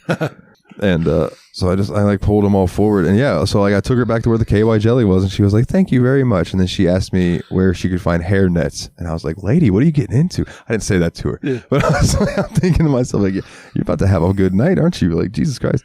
I'd have been like, damn. We don't sell cucumbers. I'd be like, damn, Granny, can I come? I know you old, but I'll break a hip for you. You want to come in this old box? I mean, you went through menopause, right? So, oh, yeah, Sonny. Oh, then good. Leave them Trojans on the show. We good. Oh, my goodness. So the zombie apocalypse. I think I would just try to survive off what I had for as long as I could and stay put and hope that like most of the zombies kind of migrate away. Now, obviously, I'd have to build some defenses around my house and load up on some weapons, but I do have guns. You know, this is the South. I do have guns. Like I said, so I'm going to shoot zombies in the head. I'm going to drive Lamborghinis and Ferraris and monster trucks and shit. I'm going to fuck anybody, man, woman, whatever. I don't care. I'm going to fuck until I die. I might go out fucking, like I get bit and I'm like, oh, fuck it. Might as well. And just bend over a hot zombie and fuck the shit out of her till I fucking croak over. I'd try to check in with people like that I know and make sure that they're okay as long as technology lasts. Dawn's like, Jeremy, you all right? I'm like, hell yeah. On top of a building, just shooting a gun off in the air, fucking some chick. And then I know like Brian and Megan both live within a drivable distance of me. So it's like, I try to check on them, make sure they're doing all right. I will say the Dawn of the Dead idea has always been a solid idea to me. Go to a fucking shopping mall. Everything's there you would need. Mattress stores, food, whatever. Most of them have gates for the doors, so you can like barricade yourself in pretty well. Like you're far enough inside there that zombies outside the mall shouldn't be able to like smell you or sense that you're there. So you just have to deal with whoever's in the mall. Hopefully the zombie apocalypse happens overnight and you only have like a few security guards to deal with. And then, just fucking chill at the mall. Or... Oh, yeah, straight Dead Rising that shit. Or head down to the Winchester, have a pint, and wait for this all to blow over. Hey, let's fucking go, bud. Oh, damn, I was going to say something and I totally forgot what it was. Speaking of Brian, I got to throw this in here really quickly. So, he brought me this yesterday. Nice. Right? This nice fucking PSP. Right? So, he came out with his whole family. So, I got to meet the whole family, right? Nice. And I'm really bad with names. So, I'm going to apologize for the people that I met yesterday for the first time. I do not remember what your names were, but it's because I am a stoner. But if you tell me again, or Brian, you tell me again, I will commit it to memory. But they everybody came in and everybody was super nice and everything. And then Brian's brother started talking to me about like, hey man, I just want to let you know. And he shakes my hand and he goes, I'm a huge fan of the podcast. Nice. He goes, I love Steam Machine, man. I love Yabs Pod. It's great. I love it, man. Like, and it like warmed my fucking heart. I was like, holy shit. Like, thank you. Like, I hear that from people, but like, having somebody I'm just meeting for the first time and they're like, holy fuck, big fan. I'm like, whoa. That's what I love when it's mostly people I know that show up, like tell me, they're like, oh man, I was listening to the show. It's fucking hilarious. Like, I love it. Like, shout out to Ostara, listens every week without fail. Christina listens every week without fail. I know my cousin Chris listens. I don't know if he listens every week. He might. If you're listening every week, Chris, hit me up. Let me know. But like he's told me before, like, hey man, I listen to the show. It's great. I love it. Like, but that's what I want people I don't know to reach out and be like, dude, I listen to your podcast. It's great. I love it. And I will be like, cool, we can definitely be friends because there's something seriously wrong with you. When Steam Machine first started, like, and no pun intended, but building up some steam, and like starting to get more listeners, there would always be these moments with me, Nate, and Willie in our little like host group chat where we'd be like, somebody else just joined. Do you know who they are? No. Do you know who they are? No. Do I know who they are? No. Yeah. We don't know who they are. Yep. Yeah, I just want people I don't know to listen to the show and enjoy it. Yeah. Like, I would love to get to a point where we get invited to, like, conventions and shit to do panels. I think that'd be dope as hell. God, it would have to be, like, an NSFW panel for us. They're 18 and up panels for sure. Yeah. Yeah. Because I'm going to buy an inflatable dick costume and wear it out on stage. What are some things on your sexual bucket list that you haven't done? From Megan. I almost don't want to say a couple of mine because I feel like they're kind of outing me. So I'm going to let you go first and see how weird you get. Okay. I have never climaxed from a foot job without having to like grab their ankles and do the work myself. Yeah. So I'll start off weird, make you just feel better right off the bat. So like I want a girl to be able to just like go at it and make me fucking nut, right? Yeah. I've always wanted a girl to be completely submissive to me in a different way than the one girlfriend I was talking about was. Like that was like a DDLG thing. I just need to be a little different than that. But like I love when I just like I tell you some shit and you do that shit. Like you fucking listen. It's nice. I've always wanted to bust a nut in a girl's booty. Most girls tell me that thing ain't going in my butt. You've never done that? No. Dude, in high school I fucked more girls in the ass than most of my friends fucked at all. Like, oh man, no, I was getting pussy. No. Listen, you don't understand. You don't understand. Like I'm not gonna just like whip my dick out and show you, but like there's just like there's girthiness to it. Yeah. Not quite as big around as this bottle that I'm holding, but like not far off from this base, about as like the head of my dick, right? Yeah. And most girls are just like, that's not going in my butt. Yeah. And usually I'm just like, I can't blame you, but I figured I'd ask. Now I don't think I have a small dick, but I have a very ass friendly dick. Like, hurts a little bit going in, but you get used to it, and it's kind of like a glove, you know. So I mean, it works. But yeah, that's definitely a good feeling. I have a really long sexual bucket list, and there's some of them I do not want to tell on the air. So I've got a couple. I've got a couple that I can think of, but they are kind of embarrassing. But for the sake of the show, I'll throw them out there. This is a no judgment zone. No judgment. Pegging. I've never done pegging, and I'm kind of curious about it. That's something I've always been interested in too. Like, letting a girl do that. Yeah, like there's this one girl I'm friends with on Facebook, and all she talks about is how badly she wants to peg a dude. And I'm just like, I mean, most guys are kind of into that. They don't want to admit it, but dude, like, they're into it. Dude, well, real quick, to make you even feel better about that, when I was at a friend of mine's house one time, she was like looking through this drawer, and there was this big ass sex toy in there. Oh, yeah. And I picked it up, and I went, damn, y'all having fun in here? She's like, oh, that's not for me. And I was like, oh, nice. It was for him. Yeah, continue. I mean, it's nothing far wrong with more that. common than most guys think. It's prostate stimulation, dude. Like that. Yeah, nothing wrong with it. And the second one, I would say, something I've tried to convince women to do, and none of them have ever agreed to it, is golden shower shit. Like, I don't know why, just seems hot to me.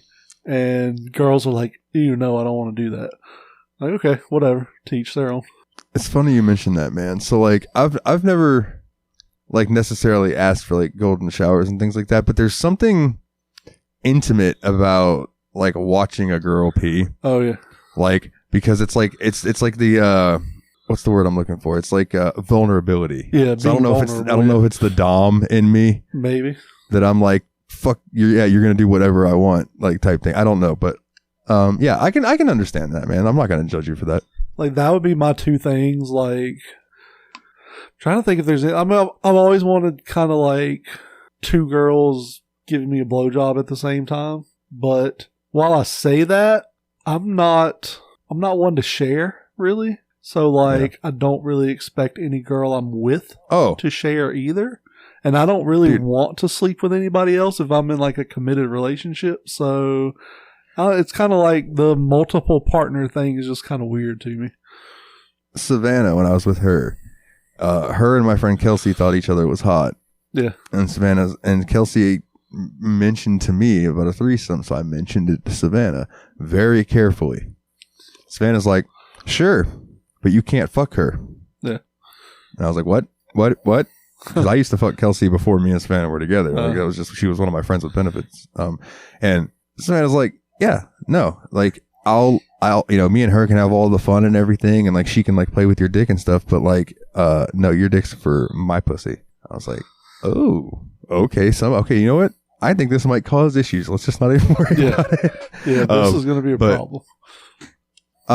So everything on my bucket list could pretty much be solved by one girl just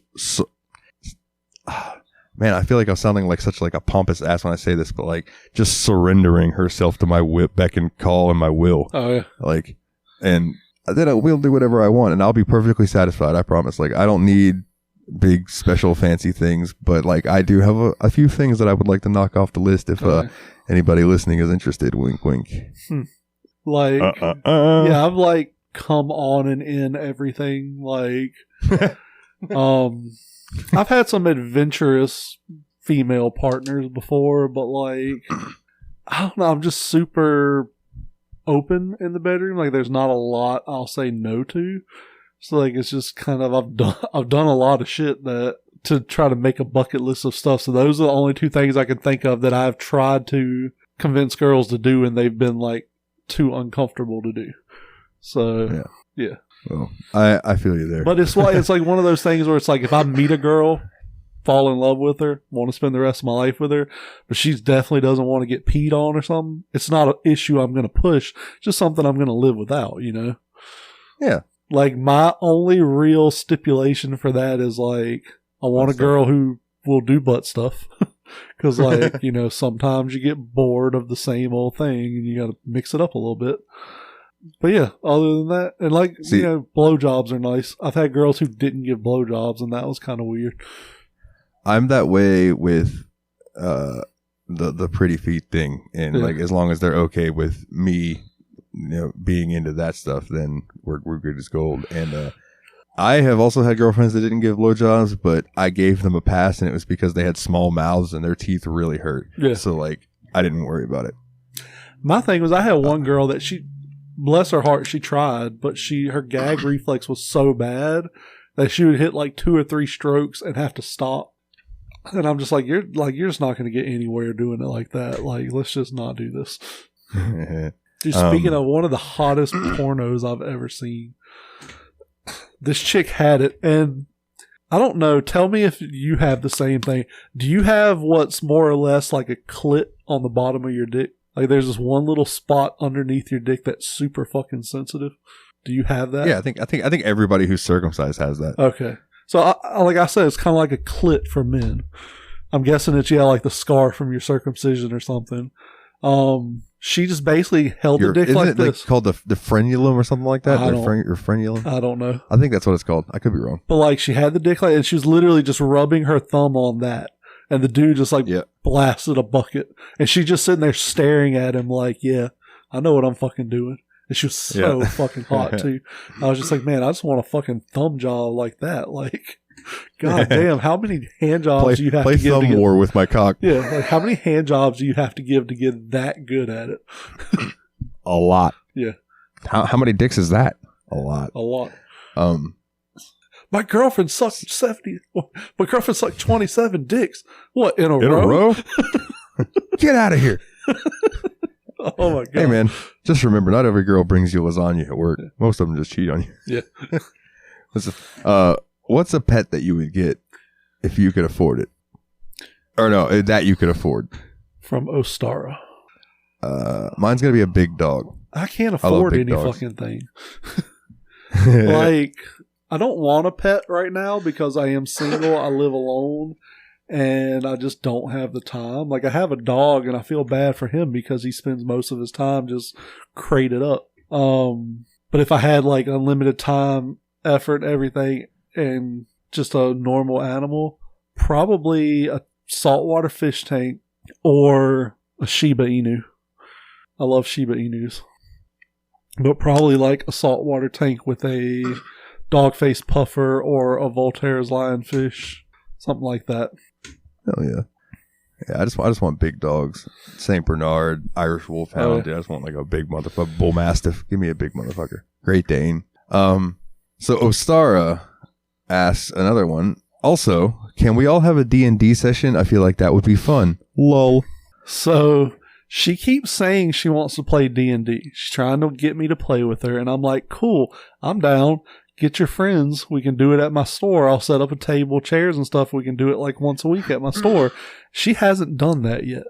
So the ball's in her court. But as far as all of us doing like a virtual D&D session, I'm totally down for that. She gave me a set of dice, so I have a set of dice. Like, I've been wanting to write a campaign in DM, so I'm down. Yeah. Let me come up with some stuff. And then we can start to arrange it. Because we talked about doing that for the Steam Machine podcast too. So, I mean, maybe we could do a combined effort. Yeah. Her next question was, oh, by the way, I love D&D, Vampire the Masquerade, any other. I'm down. Let's do it. What is your most hated Pokemon? I meant to do research for this too. Because I don't really hate any My answer Pokemon. is Jinx. Jinx freaks me the fuck out. Why do you hate Jinx? Because it just freaks me out, man. It's just a why weird... you hate Nicki Minaj? Because, like, Jinx just... when I was a kid, she just gave me the willies, dude. She always reminded me of, like, a really creepy-looking ghost. Kind of like that clown face baloney you sent me. Yeah, that's fucking weird. I don't know. I can't think of any that I outright hate. Like, they all have some kind of redeeming qualities. I'm trying to, like, Google some... Let's see. Most Man, my throat is hated. not working with me today. Sorry for all the clearing of the throat. They suck too many dicks before. So many dicks and clits just all over it. Let's see. I don't even know if I don't think those are real Pokemon. Let's see. It's Pikachu! Fuck! Yeah. Oh my god, I have to save this and send it to a star. Sorry, I found a really cute Pokemon picture. Oh my god, Ostara! It'll get put in the Discord Pokemon page too. Maybe Stunfisk. I don't really like him that much. He's weird. Yeah, fuck you, Stunfisk. Yeah, go fuck yourself. Speaking of, I came up with an original Pokemon idea the other day that I think is really good. So let's hear it, motherfucker. There are two cow Pokemon. There's Tauros and there's Miltank. So Miltank... Tauros is a buffalo, but yeah, continue. I guess cow-ish. It's a bull, but yeah. I think it's a buffalo. No, you're thinking of a different Pokemon. Are you sure? Yes, because Taurus is a bull. So I thought there should be a pre-evolution that's like a baby cow, and it looks like those tiny hairy cows that everybody's so obsessed with now. Yeah. And then it evolves into either Tauros or Miltank. Depending on the gender? I thought gender, but then Ostara was like, well, there's female and male, like Miltank and Tauros. I was like, so maybe it's just random. I don't know. Well, I guess that makes sense in Pokemon, but in life that doesn't make sense. Yeah. But yeah. Yeah, I agree. Okay. Well, I mean, how you going to have a female fucking Machoke and Machamp out here looking like goddamn Lou Ferrigno? I don't think you... I didn't think you could. I thought that they were male only. I don't know. I could be wrong. What do you want for your next tattoo if you want one? Fenris, seconded by Ostara. So I want to start my back piece, which is going to be like a Yakuza style back piece. The big wicked ass dragon and an Oni. Fucking. What? Fucking. Yeah, fucking hardcore. Have them fucking on your back. Yeah. That's what's up. I would like to get my typo negative tattoo that's on my arm touched up and have the words covered up because they're very blocky and not well done. And I would like to get an angel on my arm that's holding a handful, like her hands are together. Yeah. And she's holding flower petals and they fall out of her hand, and like some are falling out of her hands. And as they fall, they light on fire and burn up until they just land into a little pile of ash at the bottom. And that's because one of my favorite songs by Typo Negative is called Burnt Flowers Falling. Yeah. And that song got me through a lot of tough times. So that would just be my ode to that song. Go listen to Burnt Flowers Falling by Typo Negative. It's a beautiful song. There's not many words in it, but like it's near and dear to me. So like if you care about me and you love music, you should go check out Burnt Flowers Falling by Typo Negative. I would, but we both know I won't. Yeah, I know you won't. I'll forget by the time we press stop on our recording here. There's one from Fenris. What is your favorite D&D class and why? So, like I said, I've never played D&D, but I want to. But like I said, I've talked to Dalton and Ostara about it. And what's the class I like? Barbarian? Barbarian. Yeah. I think, yeah. So Barbarian would probably both. be my go-to. I feel like if I were to like pick characters for you and Nate, I would put you as a fighter with a couple levels into barbarian, and I would put Nate as a barbarian with a couple levels into fighter. Like enough levels into fighter to get cleave, because I don't remember if barbarian gets cleave or not. But then I would give you being a fighter, because I figured that you would want to wear some like armor and look cool. Probably. Barbarians don't wear any armor, so but yeah, I'll give you a couple levels of barbarian so you could have berserk. Yeah. Or I'm sorry, it's called Barbarian's Rage, I think, or something like that. But it's pretty much berserk. Yeah, I just want to be that's what I would do. big and strong as fucking just swing an axe and shit. So my favorite D&D class was a class that my DM let me use. It was a homebrew that I found on this website that has a ton of homebrew classes. And it was called a Titan Blade. So I was a Dragonborn Titan Blade. Nice. And Dragonborn's a little different in D&D than it is in like Skyrim.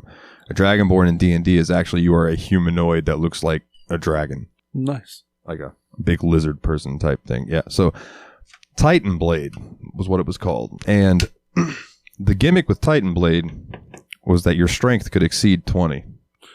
And I had a 30 strength, which meant I was pretty much stronger than anybody in the entire fucking world, right? Yeah. I wielded 2 scythes, one in each hand. Each scythe was the size of a pillar, like the handles of them. Yeah. And the blades were just fucking massive. So it got to we were in this one battle that was a war, and because my scythes were so big, when I would roll to hit and I would hit and roll damage, I would do damage to like 30 people at a time each attack, like when there was like a group of people. Nice. It was fantastic. I had a blast. I also loved my bard. Like I absolutely adore bard. Yeah, I just want to kill shit aggressively. So another question from Fenris: chicken, beef, or pork? Depends on what you're asking about. Nuggets, chicken. Tacos, beef. Bacon, pork. Okay. I'd say based on my mood. Yeah. If I had to choose like one to eat for the rest of my life between those 3, I'm going to go beef. But yeah, depending on my mood, I love all 3. If I had to pick between the 3, it'd probably be pork, just because I like bacon and like deli ham and stuff like that. See, bacon's overrated, man. Bacon overpowered, like bacon cheeseburgers and stuff. It overpowers things. It's too much. Fucking good. It's all right at best. It's good, but it has to be cooked right. It needs to be chewy. Chewy bacon is best. No, Yes. crunchy bacon is best. I want to bite into that motherfucker and it goes like, I love my bacon fucking chewy. If you like eggs, how do you prefer them to be cooked? That comes from Fenris as well. Scrambled with American cheese in them. Like, you got to make the eggs. So, like, you make like 4 eggs. You put 5 slices of American cheese in it. Got to be fucking gooey. Scramble the eggs. Put your salt and pepper in. Scramble them. Rip the cheese into small little pieces and sprinkle it in with the eggs. Mix it all in. Pour it in the frying pan. That way, the cheese melts into the scrambled eggs, and it's just so fucking gooey and delicious. Man, it's good. I like a nice over medium, still a little runny, but the whites are fully cooked. It's delicious because I like grits and eggs. I'm a Southern boy like that, and some runny eggs and some grits, dude. It's delicious with some sausage. Oh, please, fucking fuck me. I love it. It's so good. And I love this fucking question from Fenris. Fenris, you rock. He says, because of the comment of the non-pervy questions from guys in a previous episode, are you natural, trimmed, or shaved? I'm going to ask these in sections, so we'll start with this one. Right now, I'm pretty bushy because I'm not really doing anything. Normally, I will shave it down because, get rid of the hedges, makes the yard look bigger. Yeah. But yeah, I usually go like full shave, except the nuts, because nuts are really hard to shave. So fucking right. I kind of trim those so it's not all wild and gangly.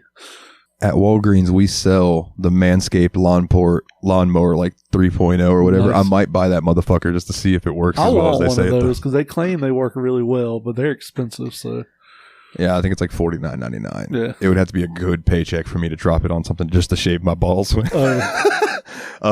But I usually keep mine trimmed. So I have in my pubic area, like where my pubes are, in the center, there's a big bare spot.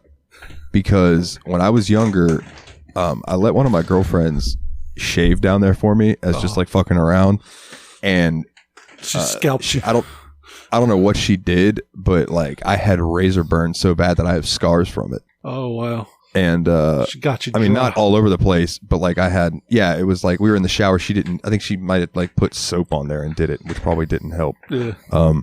But so I've got like this area that's got like some scarring and stuff, and like I usually just keep it trimmed now because if I'll let it grow out, and I think it's because of the way that the scar tissue is and stuff.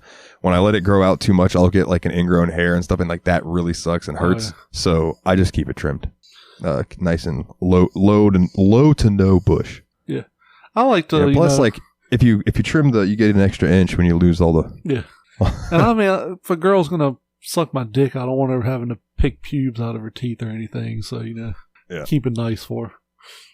Hell yeah. So the next question, do you wipe your ass nut to butt or butt to nut? I feel like we can do both of these together. Okay. And do you sit or stand while you do it? So I go butt to nut, sitting down, reaching in between. Reach in, wipe, throw it, look at it, inspect, make sure the asshole's clean, toss it in the bowl, get some more paper, or go in from the side. Okay. I go nut to butt because I don't want to be pushing shit towards my balls, so I go the opposite way. You wipe the bottom of the sack. I mean, I'll pull my shit out of the way too, though. So, well, I go the other direction, and I just lean forward and reach back there and do it. I don't stand up. I'm not a fucking heathen. Nah, standing seems weird. When you stand, your butt cheeks close and just make more of a mess. Yeah, like you want to be sitting on that bowl and have the motherfuckers fully like spread apart, so you can just get in there and. I will never forget when I used to hang out with my friend Emmett way back in the day. We were at his brother-in-law Matt's house, and then his brother Luke was there too. And Luke said, "No, when I'm done shitting, man, I just stand up, wipe my ass 3 times, flush it, and I'm good to go." And Matt goes, "You just wipe 3 times, you don't look at it, bro? I bet you have a shitty ass all the time." Dude, sometimes I will wipe and that paper will be just as clean as it was when it went down there. What I call rock poops. Like they just leave no mess. Ends. And then sometimes it's like you got a fucking Sharpie marker shoved up your asshole and it's just fucking skidding every piece of paper you put down there. Ew. Which is another reason I want a fucking bidet. I want to wash my asshole when I'm finished shitting. Yeah, bidet would be nice. But my ex was like, they get really gross and blah, blah, blah. I'm like, so? They're hard to clean. So she's gone now. But maybe I'll ask for a Hello Tushy or something for Christmas and start washing my asshole. You ever not wipe well and get itchy ass? Oh, it's the worst. And had to fucking worst. I remember one time I had it so bad. I was dating Chelsea or I was with Michelle, one of the two. And like we were in Walmart or something. I was like, oh my fucking God, my asshole itches so fucking bad. And like we went out to the car and I was like, look away because I got a dig in my ass. And I like literally reached in between my pants and my underwear and just like scratched the fuck out of my ass. And I was like, oh my God, it felt like I got fucking goosebumps. It felt so fucking good. It was like fucking sex. And I was like, oh, Jesus I was like, I feel Christ. better. Give me some hand sanitizer. She's like, that is so dirty fucking gross. I'm like, I don't care. dirty I was going to motherfucker. fucking either scratch my asshole or shoot myself in the head. One of the two. Like, yeah, no. Like, Speaking of assholes, yeah. I think this is our last question. Yes, it is. Does Jeremy actually enjoy eating ass as much as he says he does? Or is that just a persona from Christina? With Jeff adding a persona 5, if you will. So to Christina, I will have to say, why don't you come over and find out? Find out. I knew you were going to fucking say that. And to Jeff, I'll say, bad boy. No. No. Eating booty's fun. What can I say? Eating booty is Eat that fun. booty like some groceries. I mean, you gotta give the pussy some love too, while you're down there too. Oh, You just yeah. gotta I make mean, it a it's- whole thing. It's got to be like a 70-30 split. Most of your time's got to go into the vagina. And, you know, every minute or so you get down there and you go, and just lick, you know, just rim it a little bit. Just to wake her up. Make sure she's still focused and in the game. My goodness. Well, on that note, my good sir, if you would like to send us an email, you can send us an email at yetanotherbspod@gmail.com. If you want to like ask us for advice or something, you don't want to ask it in the Discord, you want to remain anonymous, you know, you can do it that way. Or you can hit one of us up on social media, which you can find us on facebook.com/group/yetanotherbspodcast, where you can go and find tumbleweeds rolling around.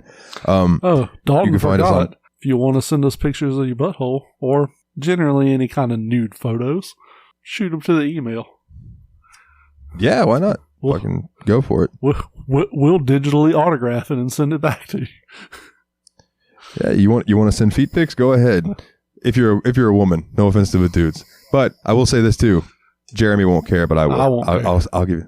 I mean, I'll look, but yeah. If you want to find us on Twitter, it's at YabsPod on Twitter. You can also find Jeremy at Just Call Me Jezza and me at Super Nerd Dalton. I upload our episodes each and every week to our website, which is yabspod.wordpress.com, where I also embed Jeremy's wonderful photoshops that he does each and every week when he asks the questions. And I embed our songs of the week, so you can go and have an easy place to go and check them out. And if you appreciate what we do, much like we appreciate each and every one of you listeners, you can go and join the Patreon at patreon.com/yabspod. $1 a month gets you a shout out in the early episodes. $5 a month gets you the extra episodes. And we would like to give a wonderful shout out to Jeff and Kana. You guys rock. You guys rock. Anything else you want to say before we get out of this motherfucker, man? Show me that butthole. And I will say, you've been a good girl, kitten. You can touch it now. And on that note, everybody, take it easy.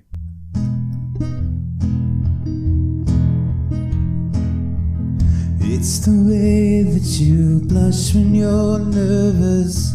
It's your ability to make me earn this. I know that you're tired. Just let me sing you to sleep. It's about how you laugh out of pity. Because let's be honest, I'm not really that funny. I know that you're shy. Just let me sing you to sleep. If you need anything, just say the words, I mean anything. Rest assured, if you start to doze, I'll tuck you in, plant my lips where your necklace is closed. It's those pills that you don't need to take, medicating perfection, now that's a mistake. I know that you're spent, just let me sing you to sleep. It's your finger and how I'm wrapped around it. It's your grace and how it keeps me grounded. I know that you're weak, just let me sing you to sleep. If you need anything, just say the words, I mean anything.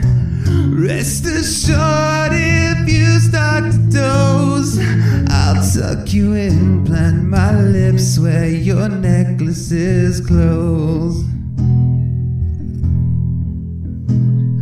While you were sleeping, I figured out everything. I was constructed for you, you were molded for me. Now I feel your name coursing through my veins. Your shine so bright, it's insane. You put the sun to shame.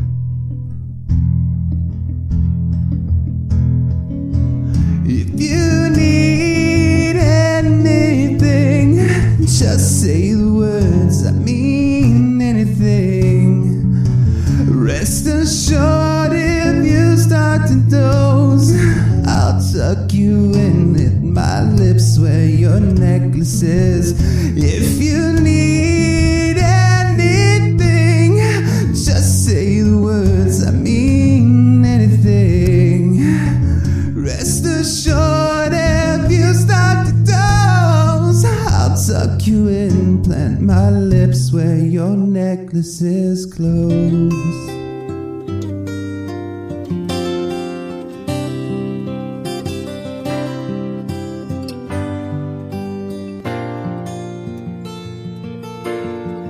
Just yesterday morning, they let me know you were gone. Suzanne, the plans we made put an end to you. As I walked out this morning and I wrote down this song,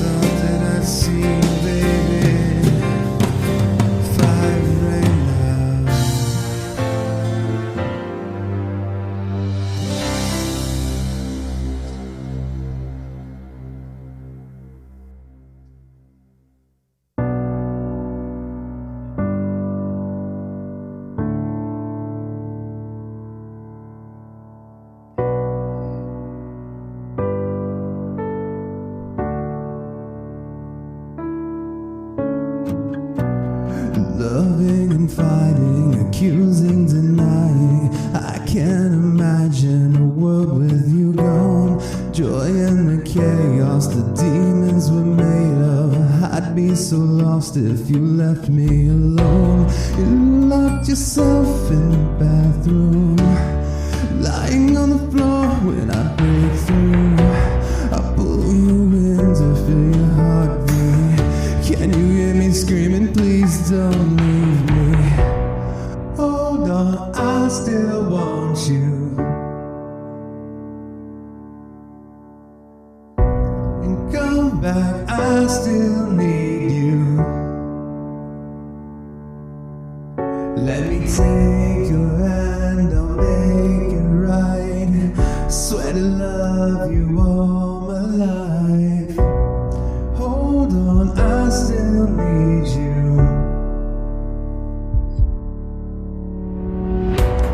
Long endless highway, you're silent beside me. Driving a nightmare I can't escape from. Helplessly praying, the light isn't fading. Hiding the shock and the chill in my bones. They took you away on a table. I pace back and forth as you lay still. They pull you in to feel your heartbeat. Can you hear me screaming, please don't leave me? Hold on, I still want you.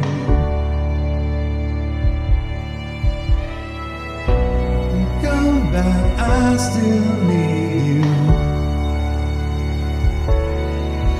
Let me take your hand, I'll make it right. Swear to love you all my life. Hold on, I still need you.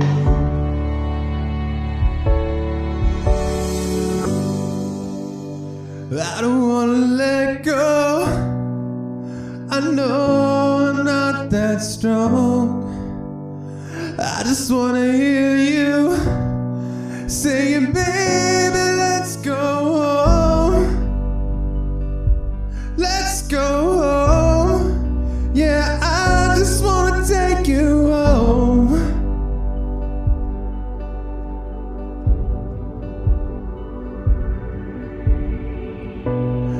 Hold on, I still want you.